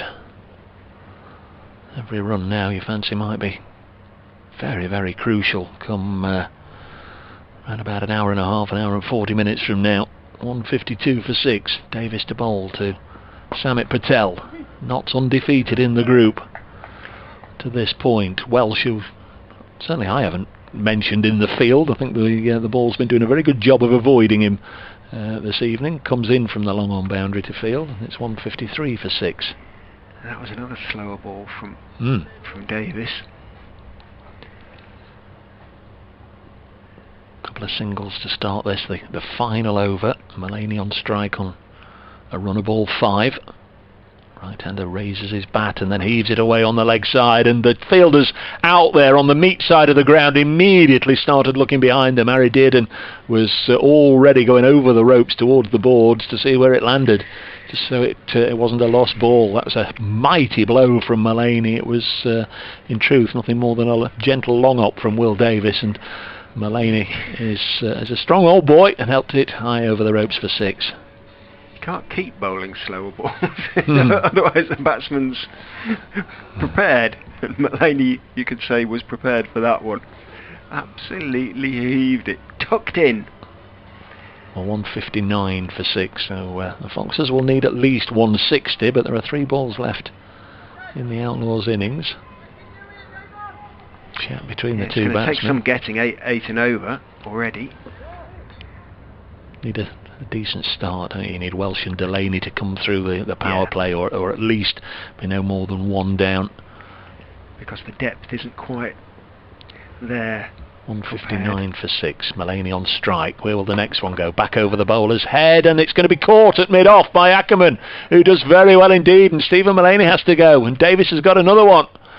2 balls left in the innings, and it's 159 for 7, and 1 or 2 players who we haven't yet seen batting or being required to bat for Notts in this season's Blast competition have got to make their way out to the middle, and here comes Imad Wasim for his pretty certain it's his first knock of the campaign. 159.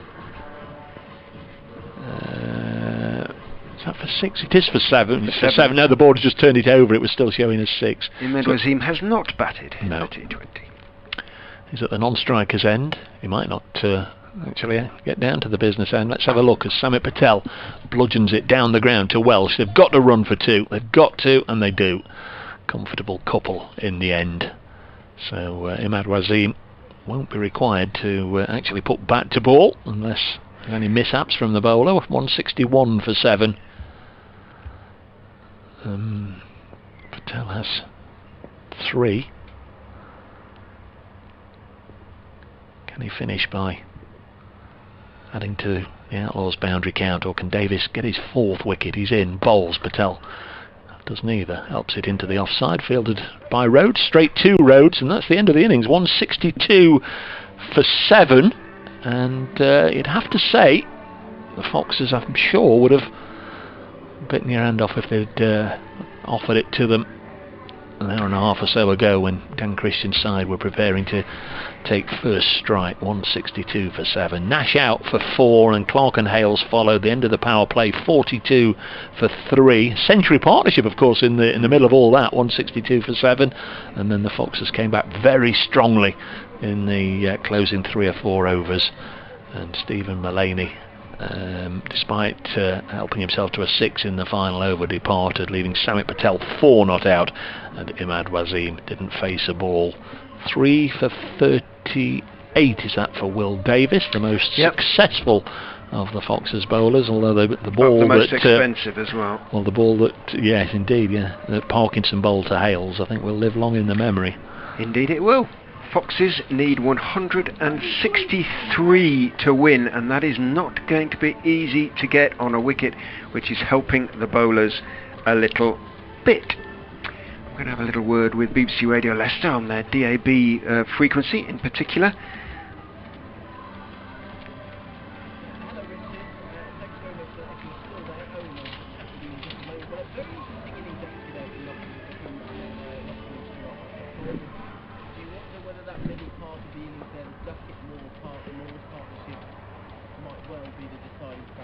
It feels a bit that way because on either side of it the ball was doing so much for the bowlers and not just the spinners. And then I quickly add again, as Dave has been saying, if you get a chance to see the dismissal of Hales by Parkinson, he won't bowl many better balls than that in his career. It really was an absolute beauty. But also towards the end it was doing a little bit when the seamers took the pace off the ball. So Nottinghamshire will learn from that. Zach Chappell, though, coming in for Jake Ball is maybe a plus for Leicestershire, in that Zach, well, he's not as experienced as Ball, and he likes to bang it in, and he's going to have to bowl sensibly, bowl beautifully in the red ball game here, and he knows this ground, of course, but he'll be keen, and Leicestershire will need to take advantage of any short balls that he bowls. But for me, it's probably about 55-45 in favour of the Outlaws, but I think Leicestershire, again such a star-studded lineup, would have probably settled for that at the start of the innings. Maybe not after 42 for 3 after the power play, but certainly at the start of the innings. Richard, thank you very, very much indeed. We will be joining Richard for the second innings, the Leicestershire innings, as they chased out 100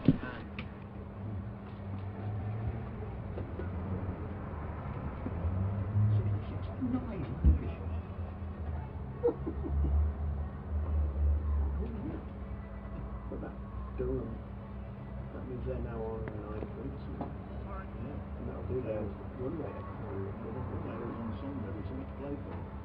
Yeah. Well, if you win this now, you'll finish top whatever, won't you? So you are. Yeah. Actually, I'm sure they're aware of that.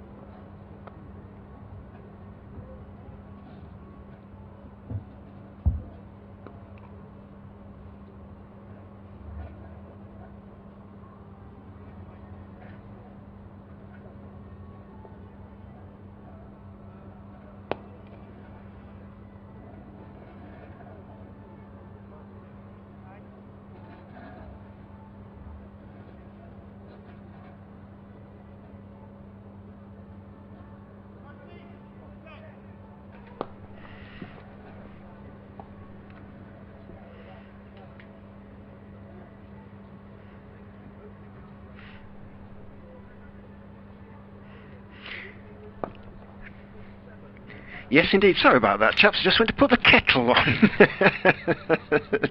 Absolutely. Yeah, it was a really curious affair, Strings, because Leicestershire opened with the spinners, Callum, Parkinson in particular, and they bowled beautifully during the Notts power play. They got a little bit of turn. They prepared a wicket which does a little bit for both the spinners and the seamers. You might as well in the circumstances. And at 42 for 3, when Callum Parkinson bowled the England international Alex Hales with one of the best balls he'll bowl in his career, I would suggest. Hales playing defensively, just got the ball that just turned past his outside edge and clipped the top of off stump. The left arm spinner's perfect delivery. At that stage, the Foxes must have been thinking, well, we can restrict them to around about 140 here. But then there was a partnership of over 100, 102 to be precise, between Tom Moores and Ben Duckett, who played quite beautifully over those 12 overs to rest it back in Nottinghamshire's favour. But 144 then became 144 for 4 when Davis picked up the wicket of Tom Moore slightly fortuitously. It was a wonderful catch by Klein, deep on the deep backward square boundary, leaping above his head, taking it two-handed. Would certainly have gone for 6 had the South African not clung on. Dan Christian then went first for Gavin. Griffiths, as he did the other night against Derbyshire in that disappointing defeat, bowled beautifully, took the pace off the ball, got a little bit of seam movement, and from overs 16 to 19, Nottinghamshire only scored 8 runs in those overs and lost 3 wickets. So the Foxes bowlers dragged it right back. They got 11 off the last over from Will Davis, although the wicket of Mullaney did fall. But 162 for 7. Is it par? Is it slightly above par? The Foxes have got a good chance, and I think against a Notts lineup like this, you'd take that at the halfway stage every time.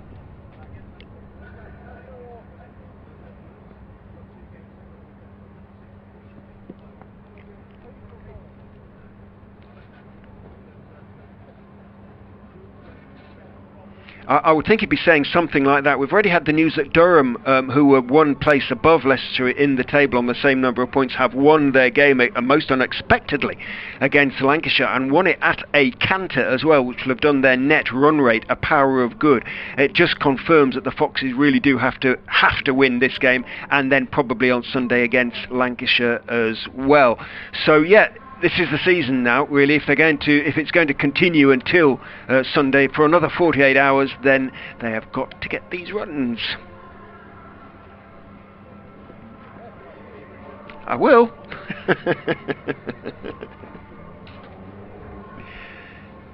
No COVID. No, nothing.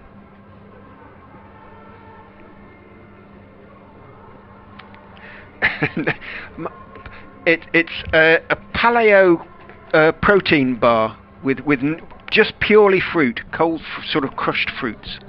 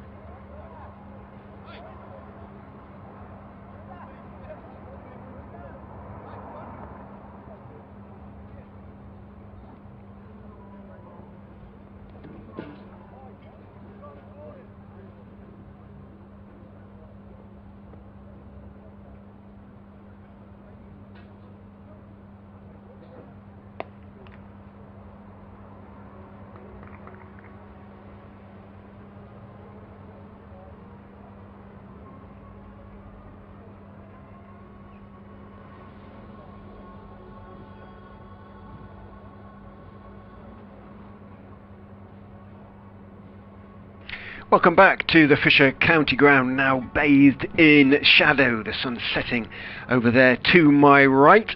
Foxes batsmen preparing for well, their biggest innings of the season in many respects. Nottinghamshire Outlaws are out there. They'll have heard the news that Lancashire have been, well, thrashed by Durham earlier this afternoon. That match has just completed. So if Nottinghamshire win this game, they will finish on top of the North Group, and they will have a home quarter final. So plenty on this for Nottinghamshire, that is for sure. They will want to play on a wicket which they're used to, a pitch that they're used to, a type of pitch that they're used to, and that's what Trent Bridge can offer them. Out come the Foxes' openers, Gareth Delany, the taller of the two men, Nick Welch. In just his third game for the Foxes, batted very well here 2 days ago in scoring 32. He disappointed to get out when he did. The point Paul Nixon was making is that you have to go on really and make 32 into a half century. There's a 40 or a 50 even, and Leicestershire would have won that game with some ease. As it is, they went down by 4 runs. So Imad Wasim is going to open the bowling for the Outlaws from the Bennett end, and he is going to be bowling to Nick Welch. Looks around him, his men out are at square leg and long on. Left armour comes in and bowls to Welch, who goes back and cuts pleasantly, but only as far as the man at short third, Matt Carter, familiarly distinctive figure, the tallest man on the Nottinghamshire side, even taller than Hales, I would suggest. In goes Wasim again and bowls, driven pleasantly by Welch, but a good diving stop. He could be run out here. He went a long way down the wicket, but he's managed to get back. He must have gone certainly halfway down the pitch, was sent back by Delany, didn't respond to his call at all. I think had Delany gone straight away, he might have made his ground, but very good feelings. That Christian? Chris Nash. Chris Nash, yeah. Belying his 37 years. Yeah. So 2 dot balls and almost a run out. In goes Wasim, bowls and forced off the back foot, but just past the bowler, who got his left hand to it, deflected it down towards mid-off, slowed his progress. In fact, I've sold you a dummy. It is Dan Christian he's got his sleeves down. He doesn't usually. You can normally see the black wristband and everything. Not that Chris Nash wouldn't have stopped it, but and also I'm Chris, pleased to be also Chris right. Nash is fielding just in front of us here. I'm pleased to be. I just thought that muscular build. Yeah. Those huge forearms. In goes Wasim and bowls, makes room and slogs really Delany out on the bounce, too long gone. Cleared his left leg away and just clumped it away down to long on. Nothing textbook really about it, but he got plenty of it. Not quite off the middle. Interesting field placing, having a long on the first over. They must have had a little bit of a look at these two. Yeah. Well, they remember Delany from last time. In goes Wasim and bowls to Welch, who thick inside part of the bat squirts it out through mid-wicket. In from the boundary, chases Ben Duckett, so it is going to be just the one. They won't have seen much of Welch, of course, but they had a good look at Delany last time out. Yeah, and word will get round, won't it? Yeah. I'm sure the coaching staff will have had a look at 1 or 2. He's been quite successful. A couple of good half-centuries to his name, Gareth Delany, so worth having a look where he's hitting areas out, where he likes to hit it. Does like to hit straight, which is good from a young batsman, but I wonder what's gone off here, Rich. The 2 umpires have got together and this is a fairly lengthy chat about something. Said, I don't know. Nick Cook had a long chat to umpire Pollard, talking to umpire Mullaney at the moment. Now then, lots of what's going on here, sort of, and a signal to the scorers were Stephen Mullaney. 2 men inside. No, they didn't, because 2 men were out. Yeah, but maybe Mullaney had he retreated out? Yeah, well, perhaps he just hadn't walked back inside the disc. I'm only going on the body language, Rich, and maybe Mullaney just hadn't walked back inside the discs in time.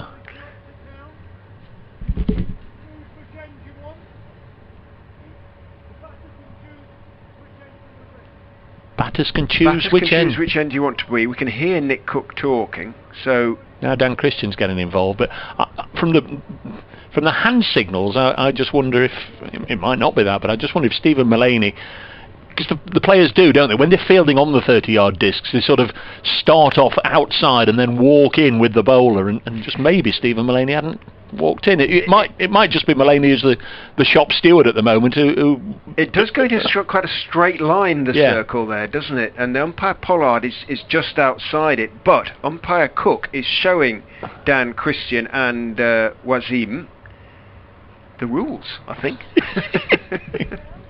I'm waiting to see if there's a change to the scoreboard, because would it not be a no ball? I think it is. I think it's a free hit. I think that's been signalled, but then they had another bit of a conflab and decided that the batting electronic side... scoreboard hasn't changed yet, but umpire Cook is now on the radio to the scorers, so all will become clear, hopefully, shortly, when the electronic scoreboard, which is controlled in the scoreboard, now it's signalling no ball, changes. So no ball for an extra man outside the circle. In goes, we think, in goes Wasim, and it wasn't a free hit then, because it was defended by Gareth Delany out into the offside, and nothing has changed on the scoreboard. And now I'm confused. I really am. No, you've got this, Rich. You've got this. This is your department. Umpire Cook is now talking to the scorers again, and there is complete confusion out there at the moment.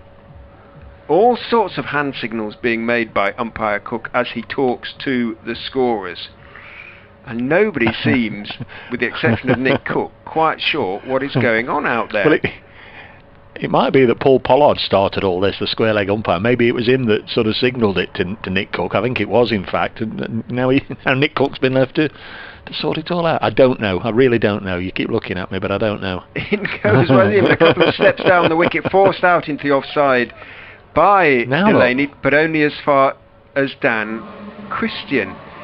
And the scoreboard is as confused as the rest. Well, it's gone up to 8 without loss from 3. 5 penalty runs have been awarded to Leicestershire. The scoreboard has now changed. 5 penalty runs were awarded to Leicestershire in that over. Is that the... If you have the extra man in the circle, because that's what the offence was, we think. Mullaney had crept out of the circle, so there were 3 men out of the circle at the moment of delivery, and that would seem to have triggered 5 penalty runs for the Foxes. Well, is it 5 penalty runs and a no ball? Well, it wasn't a no ball. He was signalling no ball, I'm sure he was. But the no ball didn't go on. A no ball wasn't added to the score. I tell you what, 5 penalty runs were added. I'm going to leave this with you, and I'm going to watch Samit Patel, something I'm more familiar with. Played his 100th consecutive game last night. So here we go, start of the next little run, and it begins with a boundary off his bowling. He just tossed it up there. I think the breeze has picked up a little bit as he moved in. Can see his flannels billowing a little bit, but it's swept away nicely by Welch, who gets a boundary. I'm sure we'll get some notification from the Leicestershire media department any second now, Rich, so you'll be able to inform the listeners as Patel comes in.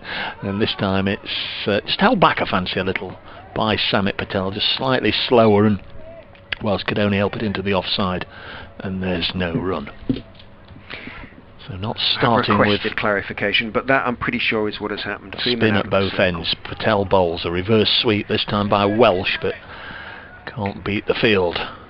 Notts have got 4 in a row on the offside. Zach Chappell down below us at long off.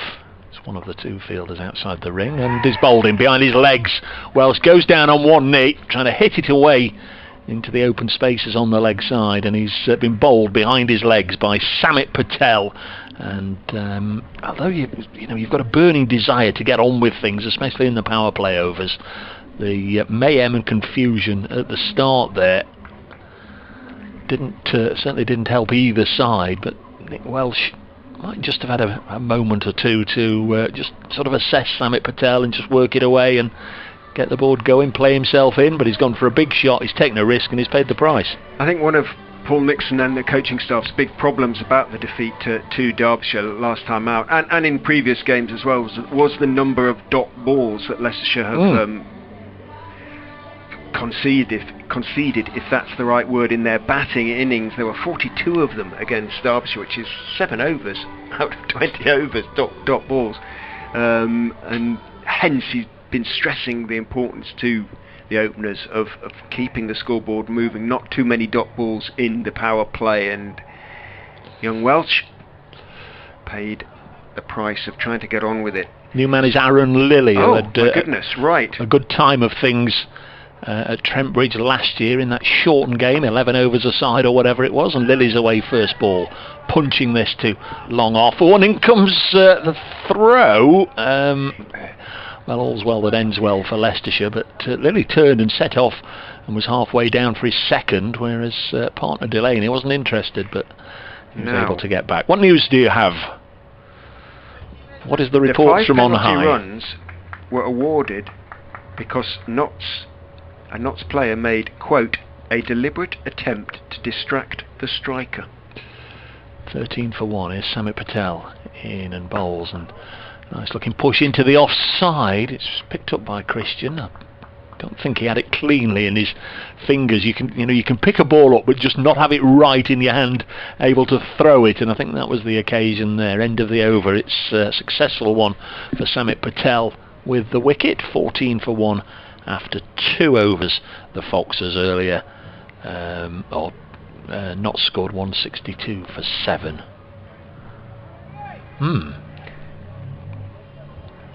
Well, that might be something new indeed.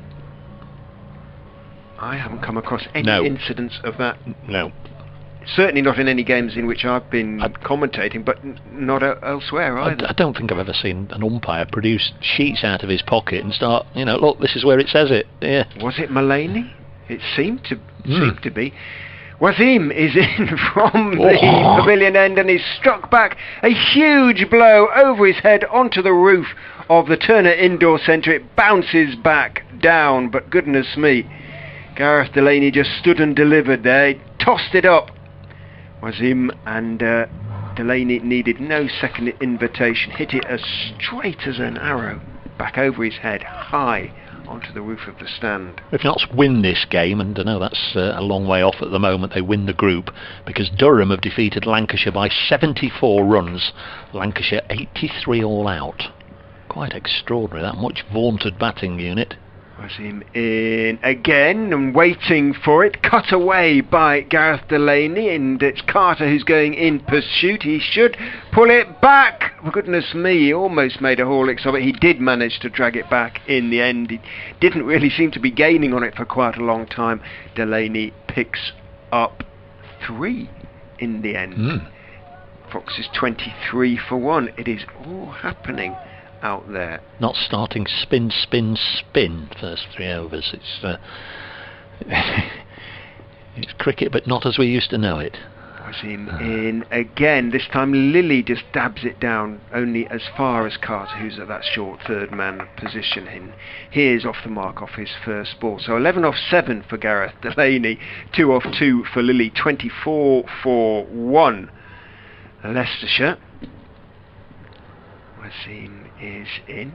Bowl! Thick inside edge, just past leg stump. A good diving, tumbling stop, but not quite a full stop by Chris Nash. Just deflected the ball away to his right, but he did save probably 3 runs. It would have run away down the slope, down towards fine leg for 4. So just a single to Delany. Lilley this time gets a delivery from Wasim that he tries to drive out into the offside. It's a bit too straight for that. Ends up just guiding it almost out into the covers. Single taken. Well, somebody must have spoken out of turn. I can only assume that is the effort to distract is saying something. In goes Wasim and bowls. Couple of steps down. The wicket should be caught by Carter. Is Delany outside edge. Sliced it in the air. Straight down Carter's throat. A simple catch. And they still look a bit nonplussed out there, Yeah. Notts, don't they? As if they can't quite understand what had happened previously. However, what we can definitely say has happened is that they have picked up their second wicket. Gareth Delany, having struck that huge six off the very first ball of Wasim's over, perishes to the last ball caught by Carter. Yes, the two umpires together. There's a lot of pointing and doing. Paul Pollard. Well, he must have initiated it, as you say. Yeah. I'm sure it was Pollard who... Well, he called Nick Cook over, didn't he? Yeah. And said that... then Stephen Mullaney just seemed to be, you know, Well, he was having the man more than there, just a wasn't gentle it? little chat with Paul Pollard. There was a, you know, I'm not going to say there was any dissent, because there wasn't. He was probably just as confused as everybody else. But you know, Stephen Mullaney, the arm gestures were, you know, to suggest, you know, a bit of a shrug. Well, it'll all come out in the wash, no doubt. The new man out there in the middle is Ackermann. Should be Ackermann, yeah. Just quickly, it is the end of the over, by the way. The results today: wins for Surrey, Kent and Sussex in the South Group, and Durham have defeated Lancashire in the North Group, a game that started at 4 o'clock. Here's Samit Patel to start the fourth over, bowling to Lilley, who blocks this one. 26 for 2, the Foxes. Notts lost 3 wickets in the power play. Foxes have already lost a couple. There's a push and a run from Arron. Lilley means Ackermann's down to the business end. He'll take guard, and that'll take a moment or two. Lilley's gone on to 3. The other games then in the Central Group: Northants 140 for 9, Somerset 19 without loss after 2, Glamorgan 45 for 1 after 5 overs, and Birmingham 45 without loss after 5 against Worcestershire. Next one hit back to Patel, fields off his own bowling. Games all starting at different times and what have you, but by the end of the evening the tables will be worth a scan on the BBC Sport website as Patel bowls, and he struck Ackermann on the pad. There was a strangled appeal. They'll go through for, to say, one leg by, but there's no signal from Paul Pollard, so obviously a little bit of bat involved, and Ackermann is away, his first run. Well, Wisden are going to want to know the details of that. Well, you can tell him, Rich, you're all over it, as Patel bowls. An attempted reverse by Lilley, and don't know if he got anything on it at all, or almost trapped it under his boot, but Tom Moores had to pick the ball up almost at the side of the stumps. Samit Patel doing a good job here. Last ball of the over was a full toss, but he fields off his own bowling nicely, Patel, and he's through 2 overs, 1 for 8 here, and the Foxes 28 for 2, like Notts earlier on. They're just struggling to get any early momentum in the innings. 28 for 2. We've had 2 overs from Imad Wasim, 1 for 15, 2 overs from Samit Patel, 1 for 8, and now we're going to switch things up a little bit with some Zach Chappell from the Bennett end. There can't be many such penalties that have been imposed in the past, because it dates only back as far as 2017, when there was a change to the laws of cricket. I think. I've just been sent something. Hang on, I'll read it in a second. If you have a look at Zach Chappell. Alright, just 2 from that Patel over then. Chappell down the slope from the Bennett end. Bowls to Colin Ackermann wide down the leg side, and it was. Didn't get anything on it, Ackermann. Notts have tweeted 5 penalty runs have been awarded as Stephen Mullaney was adjudged to have simulated an attempt to slide and grab the ball. How can that be distracting the striker, though? Well, making him think he'd got the ball when he hadn't. Yeah, but he played the shot. In goes Chappell and bowls and turned off the hip. Beautiful piece of timing by Ackermann, and that's probably... Oh, Duckett does brilliantly, dives away to his right to make the stop. Had to make a lot of ground there, and then a very good throw as well. So excellent work down there on the wide long leg / deep backward square boundary by Duckett. Saves 2 runs. Ackermann picks up a couple, moves on to 3, 31 for 2. I do recall either this winter or the winter before that something was brought in about simulation, not allowed to do it. In goes Chappell, bowls straight this time and full. Ackermann almost replicating the sort of helicopter type flourish, but without quite the same flourish as played with Tom Moore's. Manages to jam the ball back down the pitch to his former teammate, and there is no run. Yeah, he did sort of slide and make as though, but did he actually... He didn't simulate a throw as such.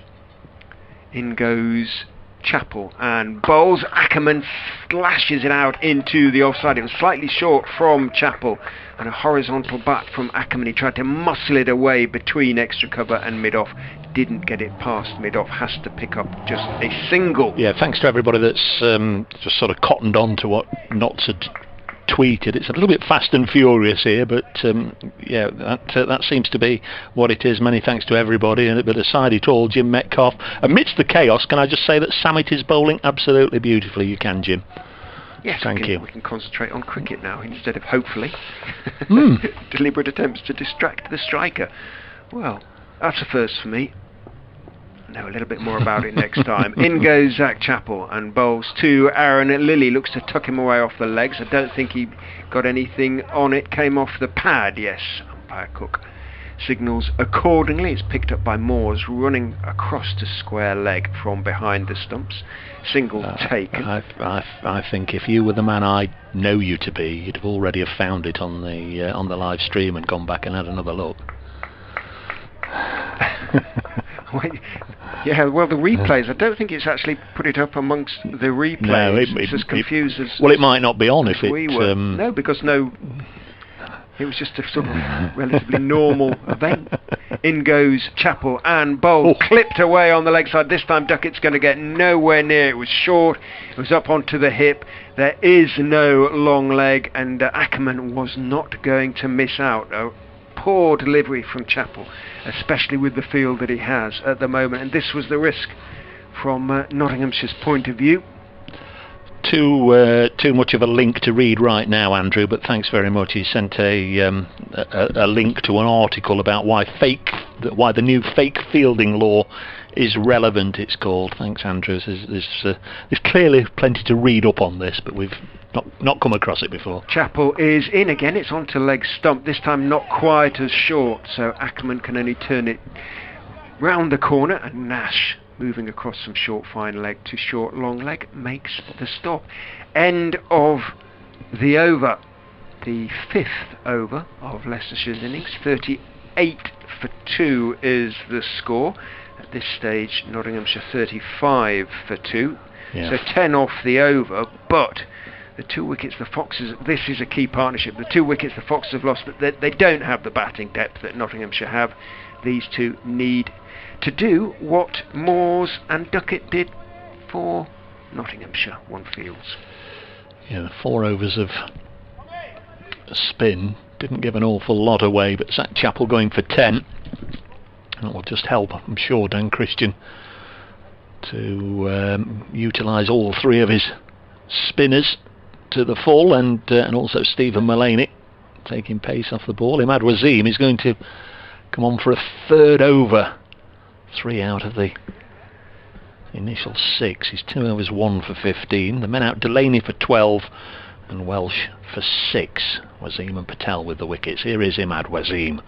Bowls. This one's clipped away on the leg side. That's a beautiful shot. Lovely clean pick-up for 6 runs by Ackermann. What a way to start the over. Lifts it high over mid-wicket. And the Foxes are up to 44 for 2 in the 6th over. At the end of the 6th, Notts were 42 for 3. So already Leicestershire are ahead. Ackermann in the mood, it seems. Just 150 in the competition so far, that against Yorkshire here. There's Wasim in again. The Welsh-born spinner has been helped away again for 4 more. He took the aerial route there. Ackermann wasn't out of the middle, but clearly got a lot of bat on it. Darren says, Dave, it wouldn't surprise me if these umpires are invited to join the Sage Committee after this performance. Well, we'll not go there, Darren, but nice of you to be with us this evening. 48 for 2. It's just a whiff of the top edge about that, and there was, yeah, from Ackermann, but he got enough of it. Yes, Wasim in again, bowls, and he's gone for a vigorous leg side pull to a ball that was pushed through a little bit by Imad Wasim. Clearly, seems to be getting the turn that Parkinson got, but he's bowling a bit flatter.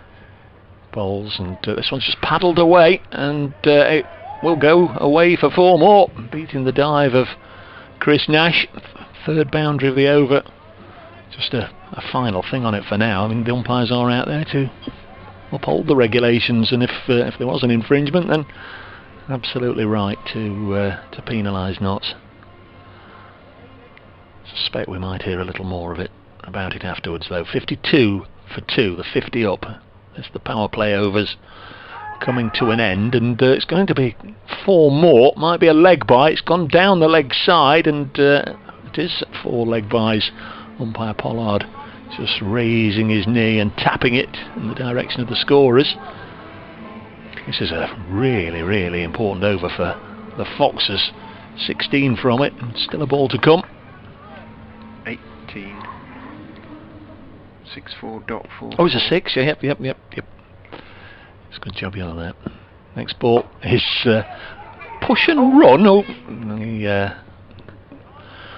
the only thing wrong with that push and run is that only one of them were running. That was Ackermann. Lilley sent him back. So the over does come to an end. 56 for 2, so 18 from it. Now Notts can send 3 more fielders outside the ring to protect the ropes, but they are going to need to break this partnership, so they have got to apply a little bit of pressure somewhere along the line. It's going to be another over of spin as Matt Carter prepares to come on for the first time, bowled the 7th over. Well, Lilley ran out Ackermann up at Durham, called him for a really risky run, and Ackermann just sort of kept running to the pavilion without running back, but can't afford to do that on this occasion. They've made a good start to the chase, the Foxes. Remember, they need 163 to beat the Outlaws. Carter is going to come around the wicket, and he's got everybody out on the leg side, with the exception of Nash at short fine leg. In he goes and bowls to Lilley, who clips it hard down into the ground on the onside, but the tall Carter just reaches out and just plucked it out of the air. That almost felt like mid-wicket. Down the pitch goes Lilley, lofts it high into the air, and it's gone all the way. You heard the sound of ball on Turner Indoor Centre. Almost. Fine hit from Arron and Lilley. Dangerous partnership for the Outlaws as Dave goes to update BBC Radio Nottingham. Carter is in. Again, drops a little bit short and flatter this time onto the leg side. Turned by Lilley. Out to deep backward square. Single taken. Lilley on to 10 off. Sorry, I beg your pardon, on to 11 off 11. Ackermann has 23 off 13. An evening breeze finally starts to stir the trees as Carter goes in, drops short, pulled by Ackermann, but only as far as deep mid-wicket. Duckett gets his throwaway on the bounce, 2 more. Single taken. 64 for 2. Foxes at the moment in control. In goes Carter, a couple of steps down the wicket by Lilley, then defends the ball out into the offside. Christian picks it up and then just tosses it back to Carter as Lilley quickly retreats back into his ground. Carter is in again, just outside off stump, chopped down towards short third man, and they're going to pick up an extra run here, the Foxes, because the throw that came in from, I think it was Wasim, could have been Patel, the two quite close together. Missed Moores, and with the fielders on the leg side out on the boundary coming chasing in, there was time for the Leicestershire batsmen, well, to complete a second run. Despite both sprinting the first, they had time to get back and get back up the other end. 66 for 2, 10 off the over from Carter. And at the moment, spin not really doing it for Nottinghamshire. Are they going to go to a little bit of seam? They are at last. Dan Christian is going to bring himself back on. First ball, duck, a golden duck when he batted for Christian. Can he make up for it with the ball? In he comes to the right-handed Ackermann, outside off stump, crashed away, square driven by Ackermann, and not picked up cleanly out there on the in the end, the backward point boundary by the time the fielder got to it. So 2 taken by Ackermann. He moves on to 26, 68 for 2. The Foxes seemingly intent on not making the same mistake that they made against Derbyshire when chasing. Left it too late. Not this time, they're saying. In goes Christian and bowls a slower ball hit in the air, but it's going to drop short of mid-wicket. Gets to it on the second bounce, Duckett. Good slower ball from Christian. Tried to pull it away. Slightly top-edged it. Ackermann bounced a long way short, though, of Duckett, a good 5 yards or so, as he came chasing in from the deep mid-wicket boundary. The sun setting over the top of the meet. Glorious sight behind the trees over there. Floodlights starting to take full effect, therefore. Players casting 6 shadows as in goes Christian and bowls. Drops it short deliberately into the wicket, but a beautiful piece of placement by Arron. Lilley sees the ball cross the ropes at mid-wicket, bisected the two fielders. Slower balls are okay, but if they drop short, the batsman certainly has time to adjust, and Lilley did so on that occasion. Picks up 4, moves on to 17 off 14 balls. Chasing along the Foxes here. They're on 73 for 2. 89 needed now. 190 needed. 163 the target. I should have been able to work that one out. Christian has a word with Mullaney. There's a few hands on hips out there. The Outlaws side, they look a bit nonplussed by this. In goes Christian, bowls, drops short outside off stump. It wasn't a slower ball, but Lilley waited for it and then just chopped it down towards wide third man. Samit Patel, the fielder, single taken. 74 for 2. Run rate at the moment is 9.7. The required rate is 7.2. Christian tosses the ball from hand to hand. Not so far unbeaten in the T20 competition this season. Christian runs away from us. Bowls short and straightish this time, and Ackermann just bobs at the knees and lets it go past. In front of his chin, almost just outside off stump, taken by Moores. Christian has a word with umpire Pollard, but just at the moment, not a very happy side. Notts looking out there. 74 for 2. Mullaney hands the ball to Dan Christian, who turns, comes in to finish his over from the pavilion end. Bowls short and just waiting for it. Ackermann dabs it down towards fine third man, who gets to the ball, running across to his left in front of the Turner indoor centre. Single taken by Ackermann. He keeps the strike, moves on to 27 from 17, 74 for 2, so 8 runs from the over. Remember the rate required, now down to 7.3, 75 for 2, I beg your pardon, 9 from the over. The electronic scoreboard a little bit slow on that occasion. 88 then required from 12 overs. Dan Christian's first over going for 9. Only taken 1 wicket so far in the competition. He has bowled 1 or 2 very tidy spells, but just the 1 wicket. He's gone for 160 runs so far, so does need to pick up a wicket or 2, bring that average down. Looks as if Chappell is going to bowl the 9th over. His earlier one went for 10 runs. They're bowling to the Foxes skipper Ackermann, who's leading from the front here, 28 from 18. Yeah, looks very determined today, Ackermann. Floodlights burning brightly. Here comes Chappell from the Bennett end. Tall athletic figure, bowls, chopped away on the offside. Should only be a single. Out there is Joe Clarke, bounces the ball into Tom Moore's, and they take just one. Ackermann on to 29, brings Arron Lilley back onto strike on 18. Nick Welch out in the 2nd over, bowled by Samit Patel for 6, and then Gareth Delany fell in the following over, caught by Matt Carter off the bowling of Wasim for 12. But in between those 2 wickets, the major talking point, I guess, and Notts were docked 5 runs, penalised 5 runs for an act of simulation in the field. Chappell's bowls down the leg side, helped on its way for 4 runs. That was pretty much a help yourself delivery. If he hadn't got a bat on it, it would have been a leg side wide, but Lilley wasn't going to miss out there. It just sat up, didn't it, down the leg side. Nicely played. And the Foxes up to 80 for 2.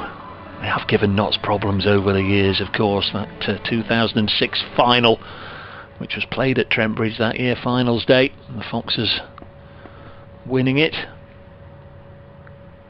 There's Chappell into Lilley. Big hit down the ground. That's going to go all the way as well. Lovely clean ball striking from Arron Lilley. That's worked 1 or 2 up in the media centre. Clattering into the glass, I fancy, at the far end. 86 for 2. That was a meaty blow. 6 all the way. In fact, if you could give 8, that was an 8. There's a few gathered on Milligan Road watching from behind the bars out there, and they're enjoying this at the moment. Over the years, there's only been 5 batsmen that have scored centuries against Notts, and 4 of them have been Leicestershire players. Brad Hodge, Jim Allenby, Greg Smith and Cameron Delport. 86 for 2. Here's Chappell. Lilley's on 26. Bowls to me down the leg side. Slower ball. Tom Moore's has underarmed it towards the stumps. Surely that's a leg side wide. Umpire Cook, did he get anything on it? Not with the naked eye, he didn't, but Nick Cook is about 80 yards closer to the action, maybe more than I am. Just a flick to the leg, the thigh pad of Lilley there.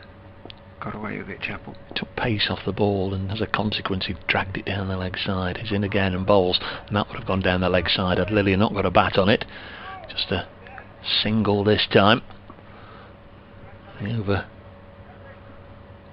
going the way of the Foxes at the moment. 12 from it with 1 ball left. 87 for 2 in pursuit of a victory target of 162 for 7. 3 wickets to Will Davis earlier in the evening. Notts win, they win the group. They're still in a good position to win the group, even if they lose this one, but it's all mathematically done and dusted, as this is dropped on the leg side by Ackermann for a single. 88 for 2. The other thing obviously they're fiercely proud of is the unbeaten record. No side since Surrey in 2004 has gone through the group undefeated, and that year 2004 was remember when they only played they were in groups of 6 and they only played 5 games. So it's incredible to think that since then there's not one single side that has gone through the qualifying competition undefeated, and Notts can do that with a win tonight and then in their last game against Durham on Sunday. But the Foxes right now, you would say, are very much in the box seat. 22 off Chappell's 2 overs, 13 off that one. We may or may not see him again. I would suggest not in the immediate future anyway. Stephen Mullaney is going to come on from the pavilion end. I guess it depends on the success of others, Rich. Yeah, I think I'd be very surprised if we saw him in the next couple of overs. Anyway, in goes Mullaney and bowls. Gentle delivery, little bit of shape as he bowls to Ackermann. Straightish and pushed out towards Long Gone, who meets it on the edge of the circle, coming running in. was man of the match here one year in a televised game. I think it was 2012, and I'm fairly sure Leicestershire win it in 2011, and the opening game to the 2012 campaign was a live televised game here, and Mullaney just ran through the Foxes that evening, 4 for spit, as they say, and took the man of the match award, and the defending champions were dethroned. In goes Mullaney, bowls, fullish delivery just outside of some, waits for it Lilley and guides it out into the offside, content with a single, 90 for 2. The batsman almost level pegging. Lilley has 30 of 20, Ackermann 31 of 21. Ackermann back on strike as Mullaney is in and bowls outside off stump, cut hard down into the ground, but only as far as Samit Patel at a backward point on the edge of the circle. LBW appeals are going to be interesting from this end, aren't they, with Mullaney bowling and umpire Pollard standing. Mullaney is in again, bowls a little bit short of the ideal length, and Ackermann back in his stumps can turn it into the onside and in fact pick up 2 because he deliberately played it gently enough for long on to have a long chase in from that position out down to almost to the edge of the circle. He ran well with Lilley. They both went for 2 from the start and made it pretty comfortably. Mullaney in again, bowls and looking to drive, hits it hard down into the ground there. Ackermann wasn't the straightest of bats, slightly cross-batted, and he examines the bottom of the bat, makes sure it isn't cracked. It was fielded by the bowler in his follow-through. 92 for 2. To win 71. Mullaney is in, just holds that one back and reaching forward. Ackermann guides it out towards backward point. Carter, I think it is, comes in and fields, and it is just a single on that occasion. So end of the over, 93 for 2. A better over in terms of economy rates from the Nottinghamshire Outlaws. Just the 5 runs from it from Stephen Mullaney. Get a little bit of control back on the scoreboard, but the Foxes, after 10 overs, are 93 for 2 at this stage. Nottinghamshire was 69 for 3. Yeah, 70 required from 60 balls by Leicestershire Foxes. Lilley has 30, Ackermann has 34. Harry Dearden doing next, and George Rhodes, Lewis Hill, Callum Parkinson, Klein. And the Foxes will dearly hope they don't get down as far as Will Davis and Gavin Griffiths. They'll want this pair to take them a long way down the road towards the win. Going to be Captain Christian to bowl the 11th over from the Bennett end. Christian's first over went for 9. So captain to captain. Australian to bowl to South African. It's getting a little chilly now at the Fisher County ground. Some lovely skies though away to our right. Lots of pinks and oranges there as the sun sets. Here comes Christian in down the leg side. Well taken by Moores, but that'll have to be re-bowled. Just slipped down there by Dan Christian. Not quite got the radar locked on yet. 1 more to the total and another ball to be bowled. There's a delivery for Leicestershire County Cricket Club. Just arrived at the Milligan Road gates, but unfortunately that means that some of those spectators have just had to move out of the way whilst they can take the delivery. Here is Christian in again. Oh, this one's even further down the leg side. There might just been a little bit of quiet blaspheming under his breath there from Dan Christian. It also didn't come out as he would have wished. So a couple of gift runs for the home side. Christian winning the toss, opting to bat first.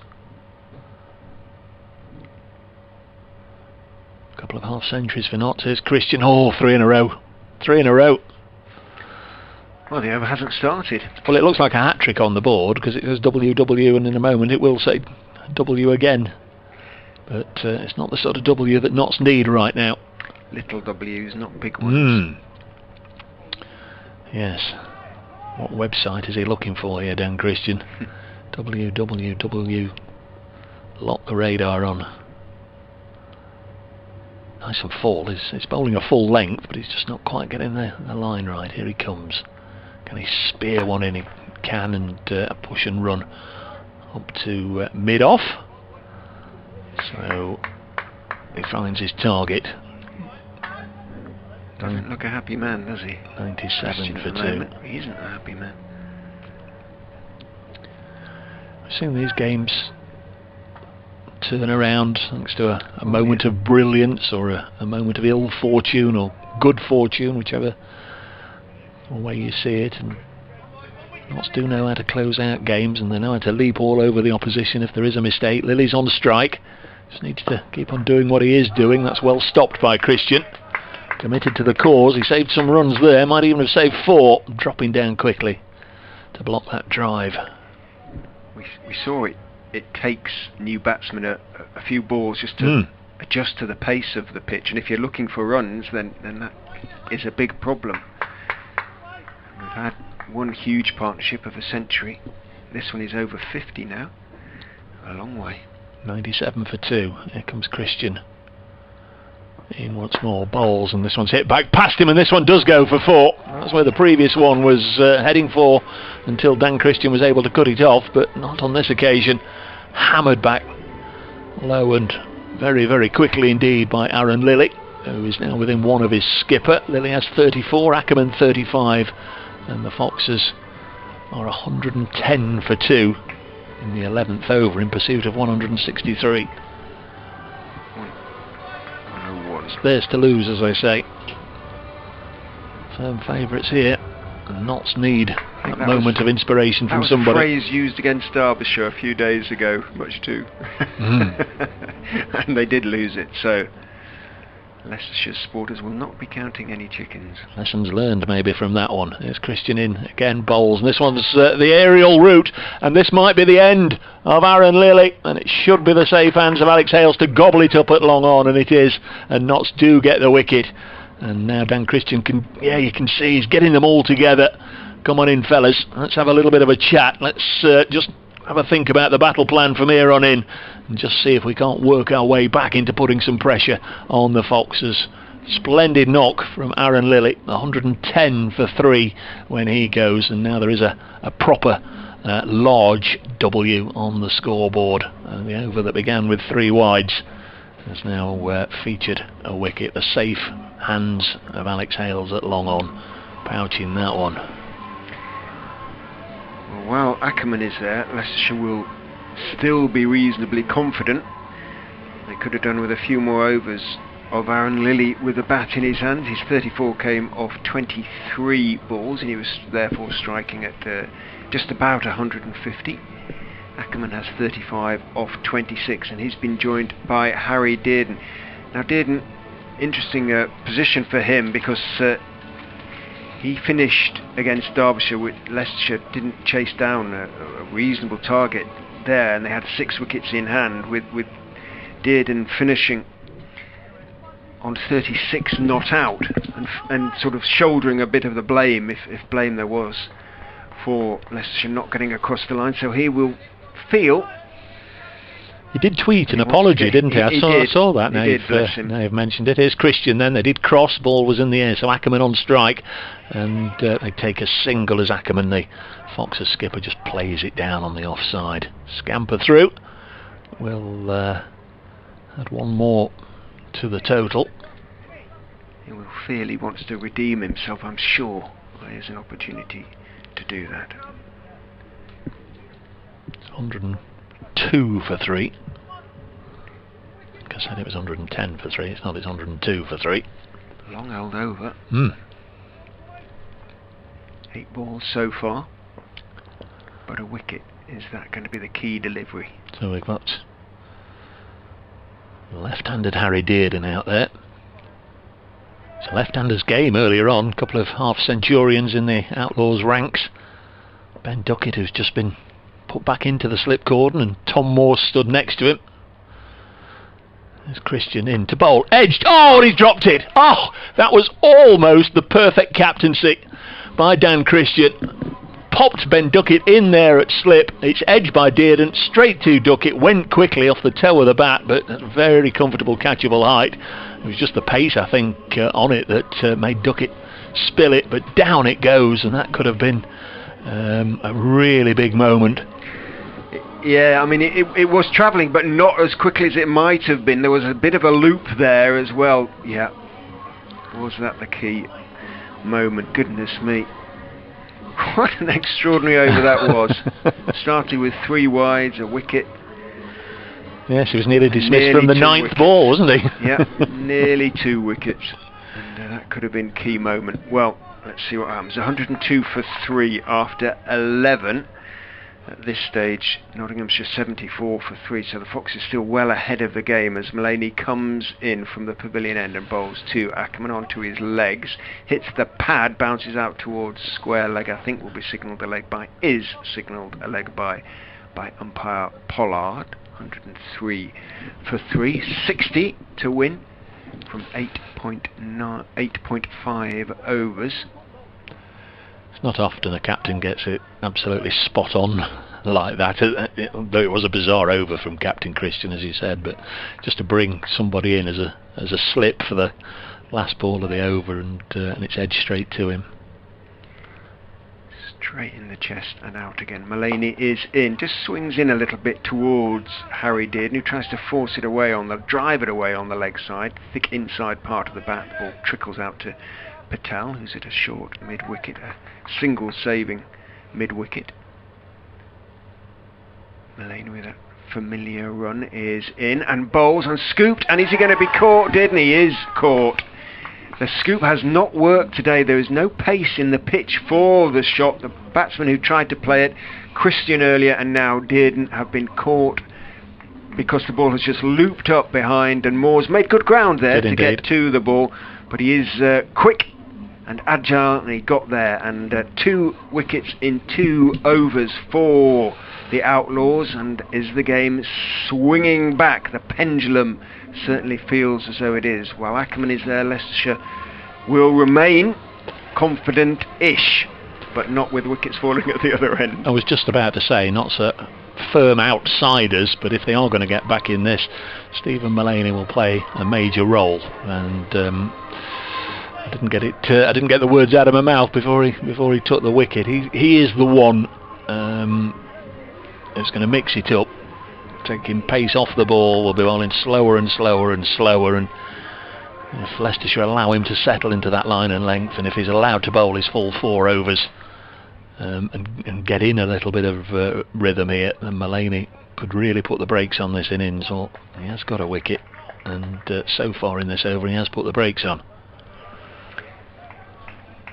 Directing traffic now, George Rhodes was the man at the other end when Leicestershire failed to get across the line. I think he scored 30 not out. In goes Mullaney and bowls to Rhodes. A couple of steps down the wicket, tries to deflect it down to find third man.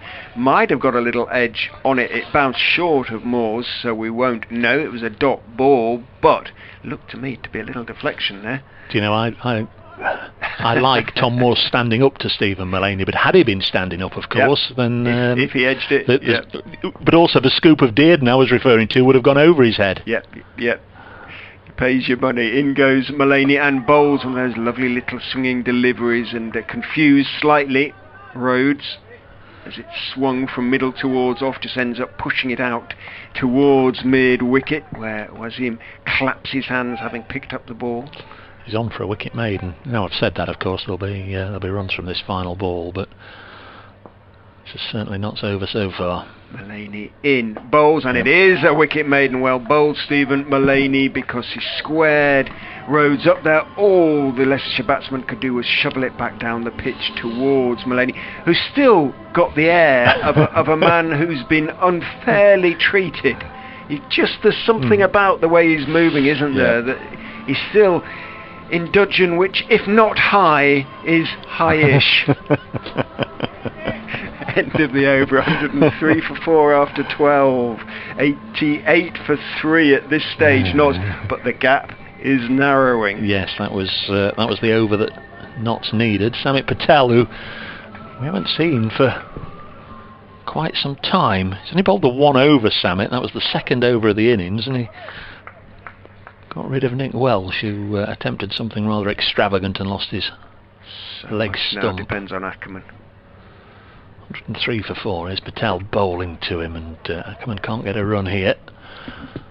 Playing well away from his body, just runs it out onto the offside. It's just a little bit of a feel out there that not sense they're still in this, and again they won't get a run. They'd gone quiet, hadn't they? But probably here on the effects microphone, they're all geeing each other up now. They're full of it, and Dan Christian, with those 2 wickets, obviously has had the chance to get them together. A little bit of a huddle as they've had a drink and sanitised their hands, and it just got them motivated again. There's a single, chopped to backward point. Again, there was confusion between the 2 batsmen. A little bit of shall we, shan't we? Ackermann looking for Rhodes to call. Notts need to keep, if they can't get Ackermann out, they need him at the non-striker's end and need to keep putting pressure on the other players, those that are new to the crease, that are unfamiliar with the conditions this evening right now. Obviously they've all played here many times before, but it's never easy coming to the crease as Rhodes gets off the mark with something out of his particular draw, marked innovative. Goes down and just scoops it away behind Moores. 44 balls remaining, 58 to win. Next ball wide of the off stump, and that will bring a boundary. It away firmly on the offside, and it will go for 4. That's not what was needed on this particular occasion. A little bit of width offered from Samit, Patel, and Ackermann. It was a low risk shot really from Ackermann. It was so far away from his body he could drive it into the offside. And it was a half volley as well, really. Juicy one. You know, I'm sure he'll not be taking the aerial route because he knows so much depends on him. As Patel is in, and again a push into the offside for a single. Take the 4, take the boundary, keep the strike. That was nicely played from the Foxes captain. A better over, and Samit Patel is now 3 overs, 1 for 15. Still very good figures, but 7 came from that one, which is just about what the Foxes require if they're going to get over the line. They need 53 now from 7 overs. Mullaney will continue. At the moment sitting on figures of 2, 1, 5, 1. You do not often pronounce anything other than a 0 in the maidens column in T20. No, I'm fairly sure it's the first maiden bowl by a Notts bowler this particular campaign in this competition. Now, are we happy that Moores is standing up to the wicket, Dave? He is. Are we happy about it, though? In goes Mullaney and bowls, and back on his stumps goes Ackermann. Turns his wrists on one as he plays it firmly. Rhodes is calling for the second, going to make his ground comfortably enough as in from long on. Loped rather than sprinted Matt Carter. When you're that tall, it's quite difficult to get the old levers churning as quickly as you'd like. It is Carter down there, isn't it? It is, yeah. No, this is Alex Hales, I beg your pardon. I was going to say, they're the two of... Yeah. Hales is the sort of specialist long gone, isn't he? Carter's at short third. They are both very tall men. Mullaney is in and bowling to Ackermann. Well bowled, straightish ball, but a little bit of swing, outswing, middle towards off, and Ackermann just stands and plays it back down the pitch to Mullaney. Dave off to update excuse me, BBC Radio Nottingham as Mullaney turns and bowls a foolish delivery, waiting for it, clipped out towards Hales by Ackermann, more firmly this time, so it will just be a single. 113 for 4 means it's around 50 to win for the Foxes. 39 balls remain though. Rhodes looks around him. 1, just a single to Rhodes from 4 balls faced. Moores now standing back, capless. In goes Mullaney, bowls, and in the air, it's chipped into the air. He's going to be caught. Rhodes is caught by Wasim and sent on his way. by Mullaney, who picks up another wicket. Goodness me, what a potentially match-changing spell. What it is a match-changing spell in many respects already by Stephen Mullaney. He's now got 2 for 8 from 2.4 overs as Rhodes is the latest Foxes batsman to make his way back to the pavilion. 113 for 5, Leicestershire. Now, Notts are still, to be honest, they're still seething out there. They are still look to me like a team that's just struggling to put what happened earlier in the game behind them. 5 penalty runs for deliberate attempt to distract the striker, and I think they clearly feel that that was an injustice, but at the moment they're on their way, if it was an injustice, towards repairing it, because they've reduced Leicestershire to 113 for 5, having been, not so very long ago, 102 for 2. So 3 wickets have fallen and just 11 runs have been added.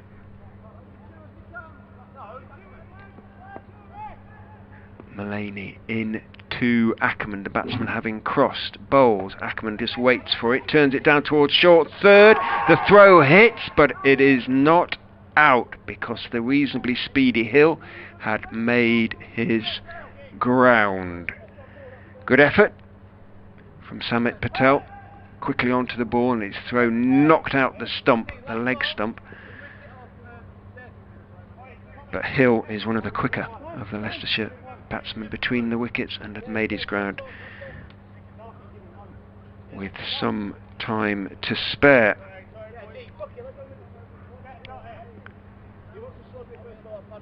Mullaney, 1 ball left, 2 for 9 from his 2.5 overs. Now all sorts of changes being made to the field by the Outlaws for the new man Lewis Hill. Mullaney trots in, bowls. Hill outside off stump, cuts it hard past Patel. It's going to be a long chase along the boundary for Chappell. Gets to it, gets his throw away. Hill was anxious for a third. Ackermann sent him back. So 2 from the final ball of Mullaney's third over. 2 for 11 for him.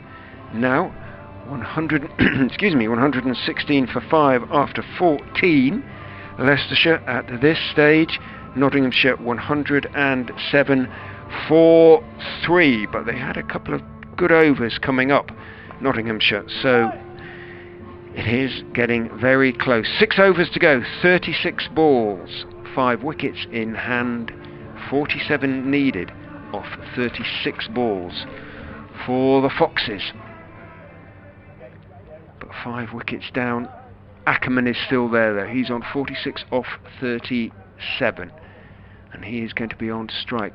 Dan Christian, 2 overs, 1 for 18 for Christian, who comes in from the Bennett end, bowls straight to Ackermann, worked out towards mid-wicket, takes the first one quickly, but Duckett is in, and he's a very good fielder and puts in a very good flat throw to Tom Morse. So it is just a single to Ackermann. He moves on to 47. Singles, well, they keep Leicestershire in touch, but remember, they need more than singles now. 46 needed at pretty much 8 runs and over. Dave's back alongside, breathing deeply as in goes Christian. Bowling down the leg side will be signalled wide again from Dan Christian. He's given away 4 of them now, 3 in the previous over, 1 now in this. 118 for 5. Yes, can't afford many more of those, Mr. Christian. 35 balls still remain, 45 to win. In the Bob Willis Trophy game here, Samit threw down the stumps and Nick Cook said not out, didn't he? Christian in and just outside off stump, chopped hard down into the ground by Hill, but only as far as Iqbal Wasim at backward point, and there is no run. You have a better memory than I in that respect, Dave Bracegood. Nick Cook's feeling the cold out there. Temperature, in fairness, now the sun has gone down, has plummeted, hasn't it? I would imagine now feels like sort of single figures almost. Yeah. It was a most lovely day, and warm with it. Not now, it ain't. In goes Christian, and bowls full, looking for a leg before decision. Not going to get it from Nick Cook. In fairness, although Christian went up and yelled loudly, Moores didn't really echo the appeal, and Nick Cook telling Dan Christian, as he does with every bowler's appeal, every bowler when an appeal is turned down, why he didn't give it. Dot ball though. 1 for 20 for Christian from 2.3, 118 for 5 to win 45. Still needed. In goes Christian. Down the slope, bowls to Hill, who cuts him away off the back foot out into the offside, down towards backward point. No, and Joe Clarke, what I don't think I've mentioned so far. He hasn't really been in the game in the field, but he is there and gets away a good throw. So just a single to Hill, who has 3 from 4 balls, 119 for 5. Ackermann on 47 from 38, looks around him, sees the leg side fielders retreating to the boundary, all 4 of them. Christian 1, 2, 3, 4, 5, but 1 and wide, has 2 balls to go in the over then, I think. Yes, it is. In he comes, bowls to Ackermann, hit back past him, can mid-off get there? No, I thought Nash was going to get there, dived across, but he was a little bit slow getting down. Ackermann picks up 4 and picks up a half century, his second of the competition. It's come off 39 balls, and Leicestershire's captain is doing his absolute utmost to steer the Foxes home. 123 for 5. Yeah, 39 balls, 5 fours and 1 6 for Colin Ackermann, and again he's just made sure that his side stay on target for this over. Christian is in, bowls to him, short, up on his toes. Ackermann just dropping it out towards backward square. Tom Moores sprints towards the ball, picks it up. Ackermann has to be content with 1, but will be content with 1, having picked up the previous runs off the over, and keeps the strike. 124 for 5. That's the crucial thing. He's on 52, 39 needed from 5 overs now. Bowlers at Dan Christian's beck and call. Well, Imad Wasim has had 3, Samit Patel has had 3, Stephen Mullaney has had 3, Chappell has had 2, Christian himself has had 3, Matt Carter only 1 over. So Chappell and Carter have bowled 3 between them. He went for 10 in that over, Carter. In the power play, in fairness, so... Yep. It's going to be no, it wasn't 7th over. It's going to be Stephen Mullaney to bowl his final over. And he comes to Ackermann. Just a gentle little nudge into the offside, gets down the other end. 53 to Ackermann. Foxes, I'm sure, would be happy with a runner ball single every ball in this over. Well, they are for the first time behind in comparison terms. 126 for 5 at the end of the 15th. Nottinghamshire 124 for 5. Leicestershire. Stephen Mullaney once more. It's had a big impact on this game, and that's a fairly ugly looking shot in truth from Lewis Hill. It was full outside the off stump, and he went down trying to paddle it away on the leg side. Didn't look very pretty, and was certainly ineffective. Precious dot ball, but what's could do with picking up a wicket or 2 now, I fancy. Still with 5 wickets left, the Foxes can afford to play 1 or 2 big shots at the other end, as long as Ackermann stays there. Single taken this time, chopped out onto the offside. 126 for 5. Well, they had that spell of 3 overs when they lost 3 wickets and only scored 8 runs, didn't they? Just after this one, Nottinghamshire. So you're right. Didn't finish well, Notts. After that partnership between Moores and Duckett was broken. In comes Mullaney, bowls, and Ackermann.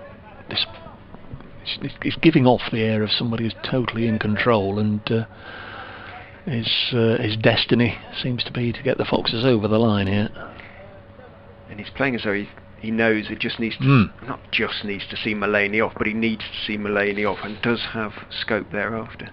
And comes Mullaney, and Lewis Hill this time does get it onto the leg side, out to Hales, who has a strong throw on him, but they will come back for 2. There's a good return from Hales. Mullaney takes it over the stumps, but they were back, and Hill is on 6. Ackermann is now the top scorer in the match. At the other end, he's on 54. Gone past Duckett's 53. Moore's made 51. On 29 for 5. Mullaney bowls again. Chopped away once more by Lewis Hill, and an over of just steady accumulation. 6 from it, just what the Foxes need. And that is Stephen Mullaney done and dusted. 4 overs, 1 maiden, 2 for 17 for Stephen Mullaney. He's done his bit. He's kept the runs down from this end, picked up a couple of crucial wickets, but Dan Christian's got to look elsewhere now. He's going to turn to Samit Patel to bowl the 17th. 33 required from 4. Leicestershire get across the line. How crucial are those 5 runs going to be? Maybe it won't matter. Maybe they'll get across the line with plenty of time in hand. Maybe they'll get across the line off the last ball. Maybe they won't get across the line. But if those 5 runs are really material, it'll be very interesting to hear what Notts have to say about it. Samit Patel then. 3 overs, as Dave said, 1 for 15. In he comes from the Bennett end, sees Hill coming, drops his length back. Hill pokes it back past him in the air, and for a second Dave thought it was going to be a caught and bowled. Wasn't quite close enough to Patel for him to dive across to his right to pluck it out of the air. Picks up 1. Even 10 years ago, Samit wouldn't have got that. In goes Patel, bowls to Ackermann, fuller this time. Ackermann waits for it and clips it out towards long on. Should be a comfortable 2 this time, because long on Hales has to run a good 10 to 15 yards to his right. So an easy 2 taken by Ackermann. Moves on to 56, and as Dave said, at the moment Leicestershire South African captain looks in control. 56 from 43 balls, 133 for 5. Patel in again, say that, and then a big swing from Ackermann. Could so easily have been bowled, got a thin inside edge, and it trickles down towards short. Fine leg between the batsman's body and the stumps. Goodness me.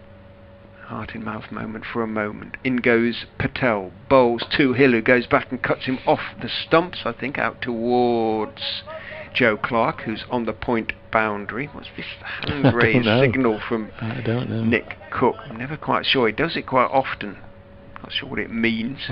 2 to go. Whether he had 2 fingers in the air, I do not know. Ackermann back on strike to Patel, who's got something in his eye. It's sorted itself out.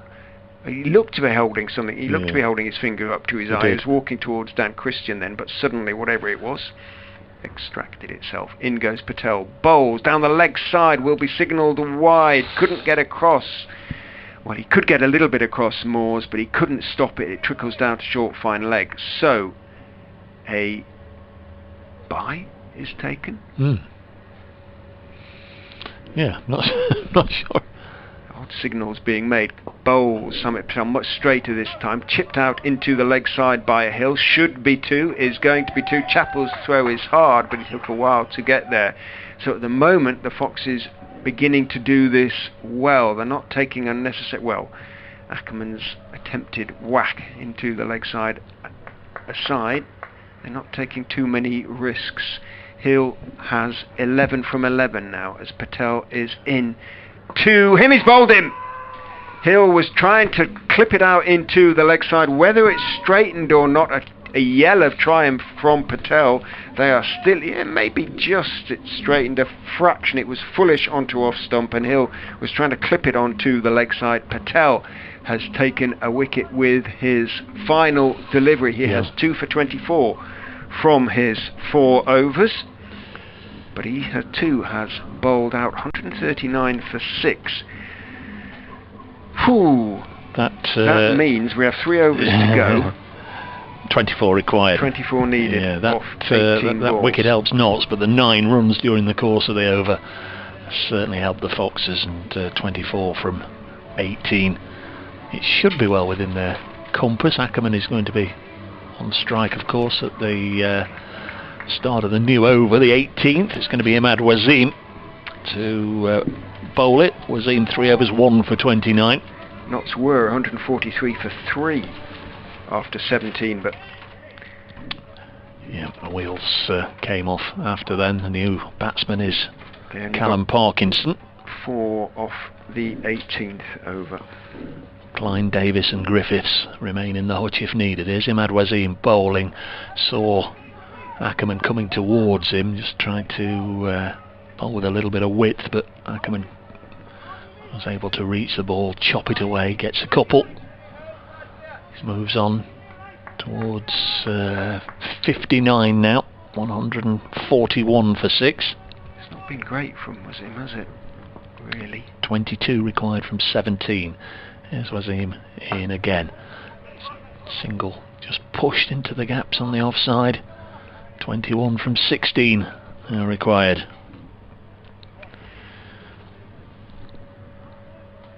Parkinson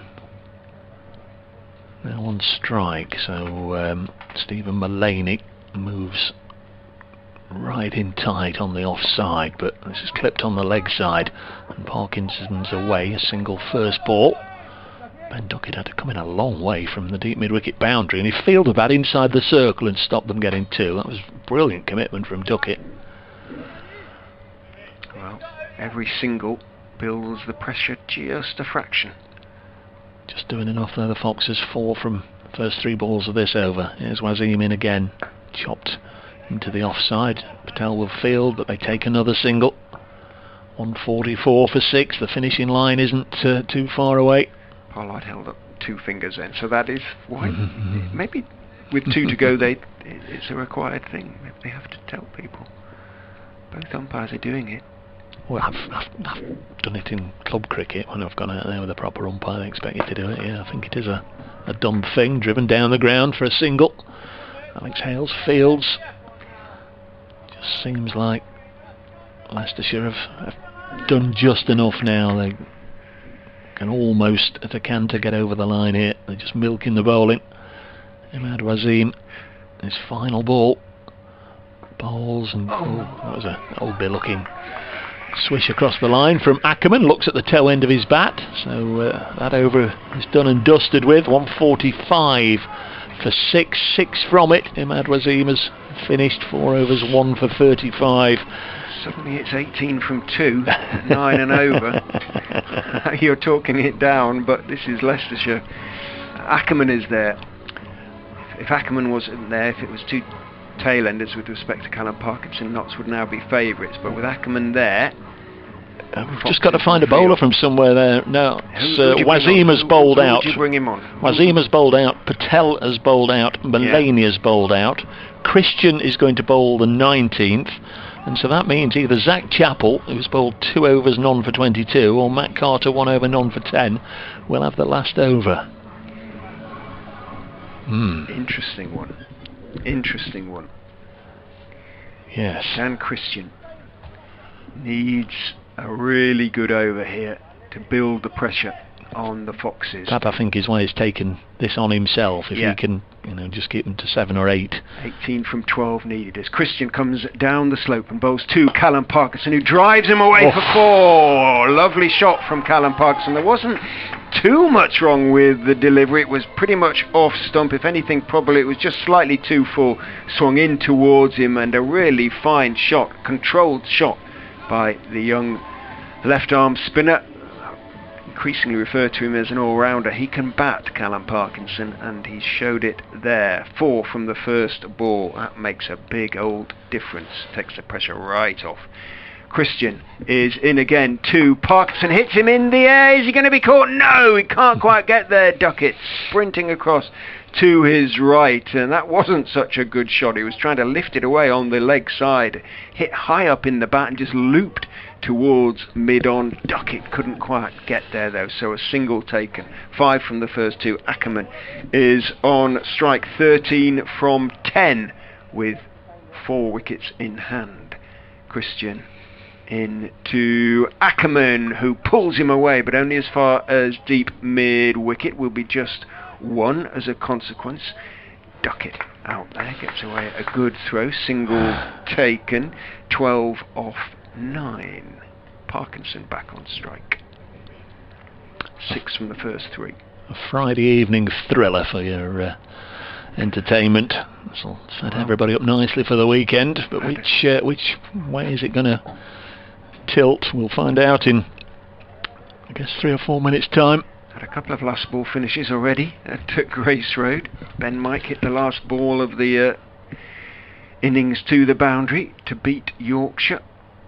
In goes Christian, bowls to Parkinson, a bouncer. Parkinson plays it well in the end. He didn't go for a full-blooded hook. He paddled it away down into the leg side. Chappell got to it quickly. A single is taken. 11 now needed off 8 balls. Ackermann is on strike. They couldn't hit a 4 off the last ball to beat Derbyshire. They'll be hoping they don't need a 4 off the last ball. Well, it's going to be a huge ask of either Zach Chappell or Matt Carter. Not seen either of them loosening up, to be fair. Christian in to Ackermann, full, dug out by Ackermann, firmly out towards long on. It will be just the one though, as in from the boundary came Hales, got his throw away quickly. Christian let it run through 2 more, single taken. Means that 10 are needed from the last 7 balls. Zach Chappell's just whirled his arm over. No pressure, Zach. Against your former club. So 1 ball left in this over. Can Christian do his side a favour here? In he comes, bowls to Parkinson, who makes a bit of room, hits it out into the offside, over the field. It's going to run away for 4 to the extra cover boundary. Just for a moment or two, it looked like Samit Patel might be in the game at extra cover on the edge of the circle, but it was well over his head in the end, 3 or 4 feet, and though he turned, this quick outfield meant the ball ran away for him for 4. So an excellent over for the Foxes. 12 from it. Yep. 12 from it, and that really should mean that they shouldn't make any mistakes from here, and they need 6 to win in the final over. So it is going to be Chappell. This will be the stuff of fairy stories as far as he's concerned, to come back to his former stomping ground and bowl an over that couldn't really be more crucial. If not, so going to remain undefeated in the group, but he's not got a lot to play with. 5 would be a tie, 6 would do it. Now then, the field, they're not overly attacking knots. They've got Ackermann on strike. Here is Chappell. First ball is down the leg side, but it does strike the pad and they take a leg by. That would have been the worst possible. Now he got some bat on it. Yeah. Got a bit of bat on it. That would have been the worst possible thing had it slid down the leg side, begin with a wide. But he didn't. It was nice and full. Had Parkinson not played those 2 shots for 4, I'd be questioning the decision to take the single there, but he played them so well that you think, well, he looks calm and capable, Callum Parkinson here. You wouldn't imagine he's going to play and miss at the next 3 deliveries, would you? No. 158 for 6. But he doesn't want to get out either. No. Bring in Davis is a competent batsman. Griffiths, perhaps less capable of striking the ball. 5 balls left, 4 to tie, 5 to win. Chappell from the pavilion end bowls. This one will just come off the thigh pad and run away for a leg by. Duckett doing the fielding. That's just what the Foxes needed. Are we at the stage where they really have to bring in the field? I think so. Really. I think so. Go and hit it over them, and if you do, because otherwise they're just going to take the singles. But they know Ackermann is capable of doing that. Yeah. If I was Ackermann, I'd probably be looking to drop it on the leg side and take 2, because everybody there is right out on the fence. There is 2. If you set off and scamper, just drop the ball on the leg side. Will Chappell afford him the opportunity? Comes in to Ackermann. He slammed it crisply to Christian. Will he hit? No, he won't. And they're going to get the overthrow. Dan Christian had to take that on, had to shy at the stumps. Had he hit, then he'd have got Ackermann out. He missed because nobody was able to get there and back up in order to stop the second run. and they do come back for 2, so win-win-win for the Foxes, 2 from it, and they've got Ackermann back on strike. It's a push and run to Dan Christian at mid-off. Got to bring him in now, surely. Yeah. 161, so 1 will tie it, 2 will win it, and there are 3 balls left. Any hat-tricks up your sleeve? Zach Chappell comes in to bowl to Ackermann, nice and full, clipped away for a single out to Joe Clarke.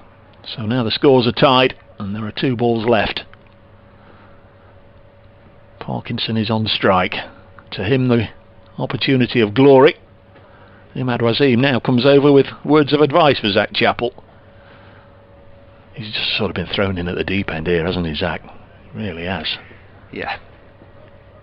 Christian isn't doing any talking to him. No. 2 balls left. Tough Scores school. are tied. Nottinghamshire School of Cricket, apparently. They are in very, very tight on both sides, as you can imagine. So 1 good connection through the field will win it. Here is Chappell in and bowls, and it is pulled to Hales at mid-on. Can he hit the stumps? He misses, and the Foxes have won. The Foxes are home with 1 ball to spare. They've won by 4 wickets, and it's Callum Parkinson with the winning run as Alex Hales shies at the stumps and narrowly misses. And the Foxes have ended the Outlaws' unbeaten run in this season's Vitality Blast. The end of the evening, Notts are top of the North Group still. They are through to the quarter-finals still, but that was an undefeated record that they wanted to take into the knockout stages, and it's gone at the hands of Leicestershire Foxes. Well played to the captain, Colin Ackermann. 67 not out. That's a terrific knock, and he has been the mainstay, and that was the innings that held the Foxes together and saw them over the line, with the honour of the winning runs going to Callum Parkinson. And those 5 runs that were awarded, penalty runs that were awarded to Leicestershire for what was adjudged to be a deliberate attempt to distract the striker by Stephen Mullaney.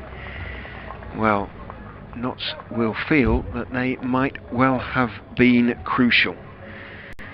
Thank you for joining us here at the Fisher County Ground. For those who've been watching on the stream, another marvellous game of cricket that went almost to the last ball. Just 1 ball remained. 2 umpires walking off with their hands in their pockets, trying to keep them warm. But an eventful game, and the Foxes live to fight another day in this competition. They're still only 4th in the Central Group because Durham beat Lancashire earlier. James Whittaker, the match referee, is coming out to talk to Nick Cook and Paul Pollard now, and we'll want the full details on what happened. Paul Pollard is explaining to James Whittaker why he adjudged that the penalty runs should be awarded. They're having this discussion out in the outfield now, and Whittaker's listening. Well, Pollard, not Nick Cook, is doing the explaining. And if we switched on and listened, we might be able to hear this, to be quiet. If we stop talking, if you'd allow us to stop talking, we might be able to hear this.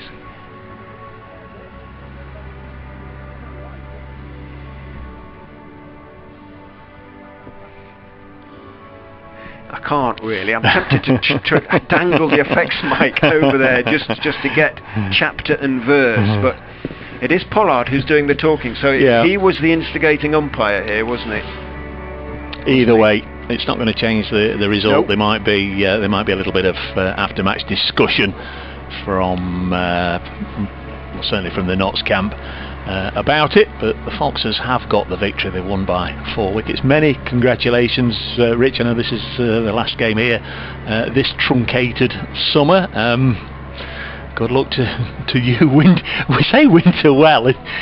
Well, who knows? Who knows? Notts have qualified. If Leicestershire go up to Old Trafford on Sunday and win up there, and other results perhaps will need to go in their favour, but they are not quite definitively out of the competition yet. Good luck to Notts, whoever you play in the quarter-finals, and likewise. Cheers. Thanks for hospitality tonight. I've got to go and do an update into the 8 o'clock news on BBC Radio Nottingham.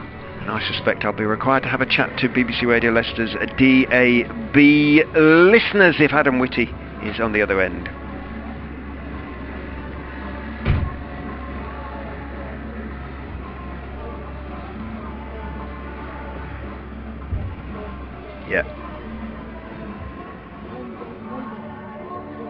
his calmness, really, and he absolutely exuded determination. He's been a little bit unfortunate in this competition, some of the ways in which he's got out, or been gotten out, if you like, a run out here and there that weren't his fault and things like that.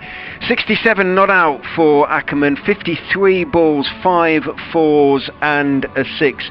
He ensured Leicestershire were basically in touch throughout. But that last partnership with Callum Parkinson got the majority of the runs. He scored 13 out of the 24-run partnership, and those 13 runs came off 8 balls, and he hit 2 of them for 4. Beautiful shots as well, and he was one of the ones who was perhaps most angry, Callum, about not being able to get over the line against Derbyshire. And I think they've probably exercised a few ghosts, really, with that performance. The Foxes, they've shown that they can do it. They've shown that they're not chokers, if you like, and they can get across the line in a game when they've got themselves in a position where they should win. If they can somehow go to Lancashire, who played awfully today in defeat up at Durham, and they will be looking to retrieve their reputation from that defeat, the Lancastrians, because they'll still have a chance of finishing top of the table and playing a quarter-final at home. But at least the Foxes go into the game with something to play for.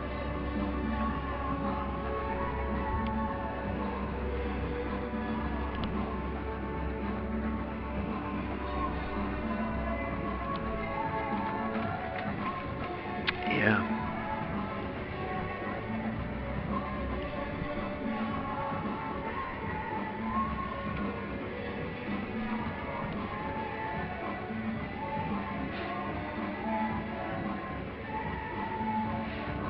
No, not for... We've seen 5 penalty runs, obviously, on a couple of occasions in televised games, but not involving Leicestershire, I might add. Excuse me.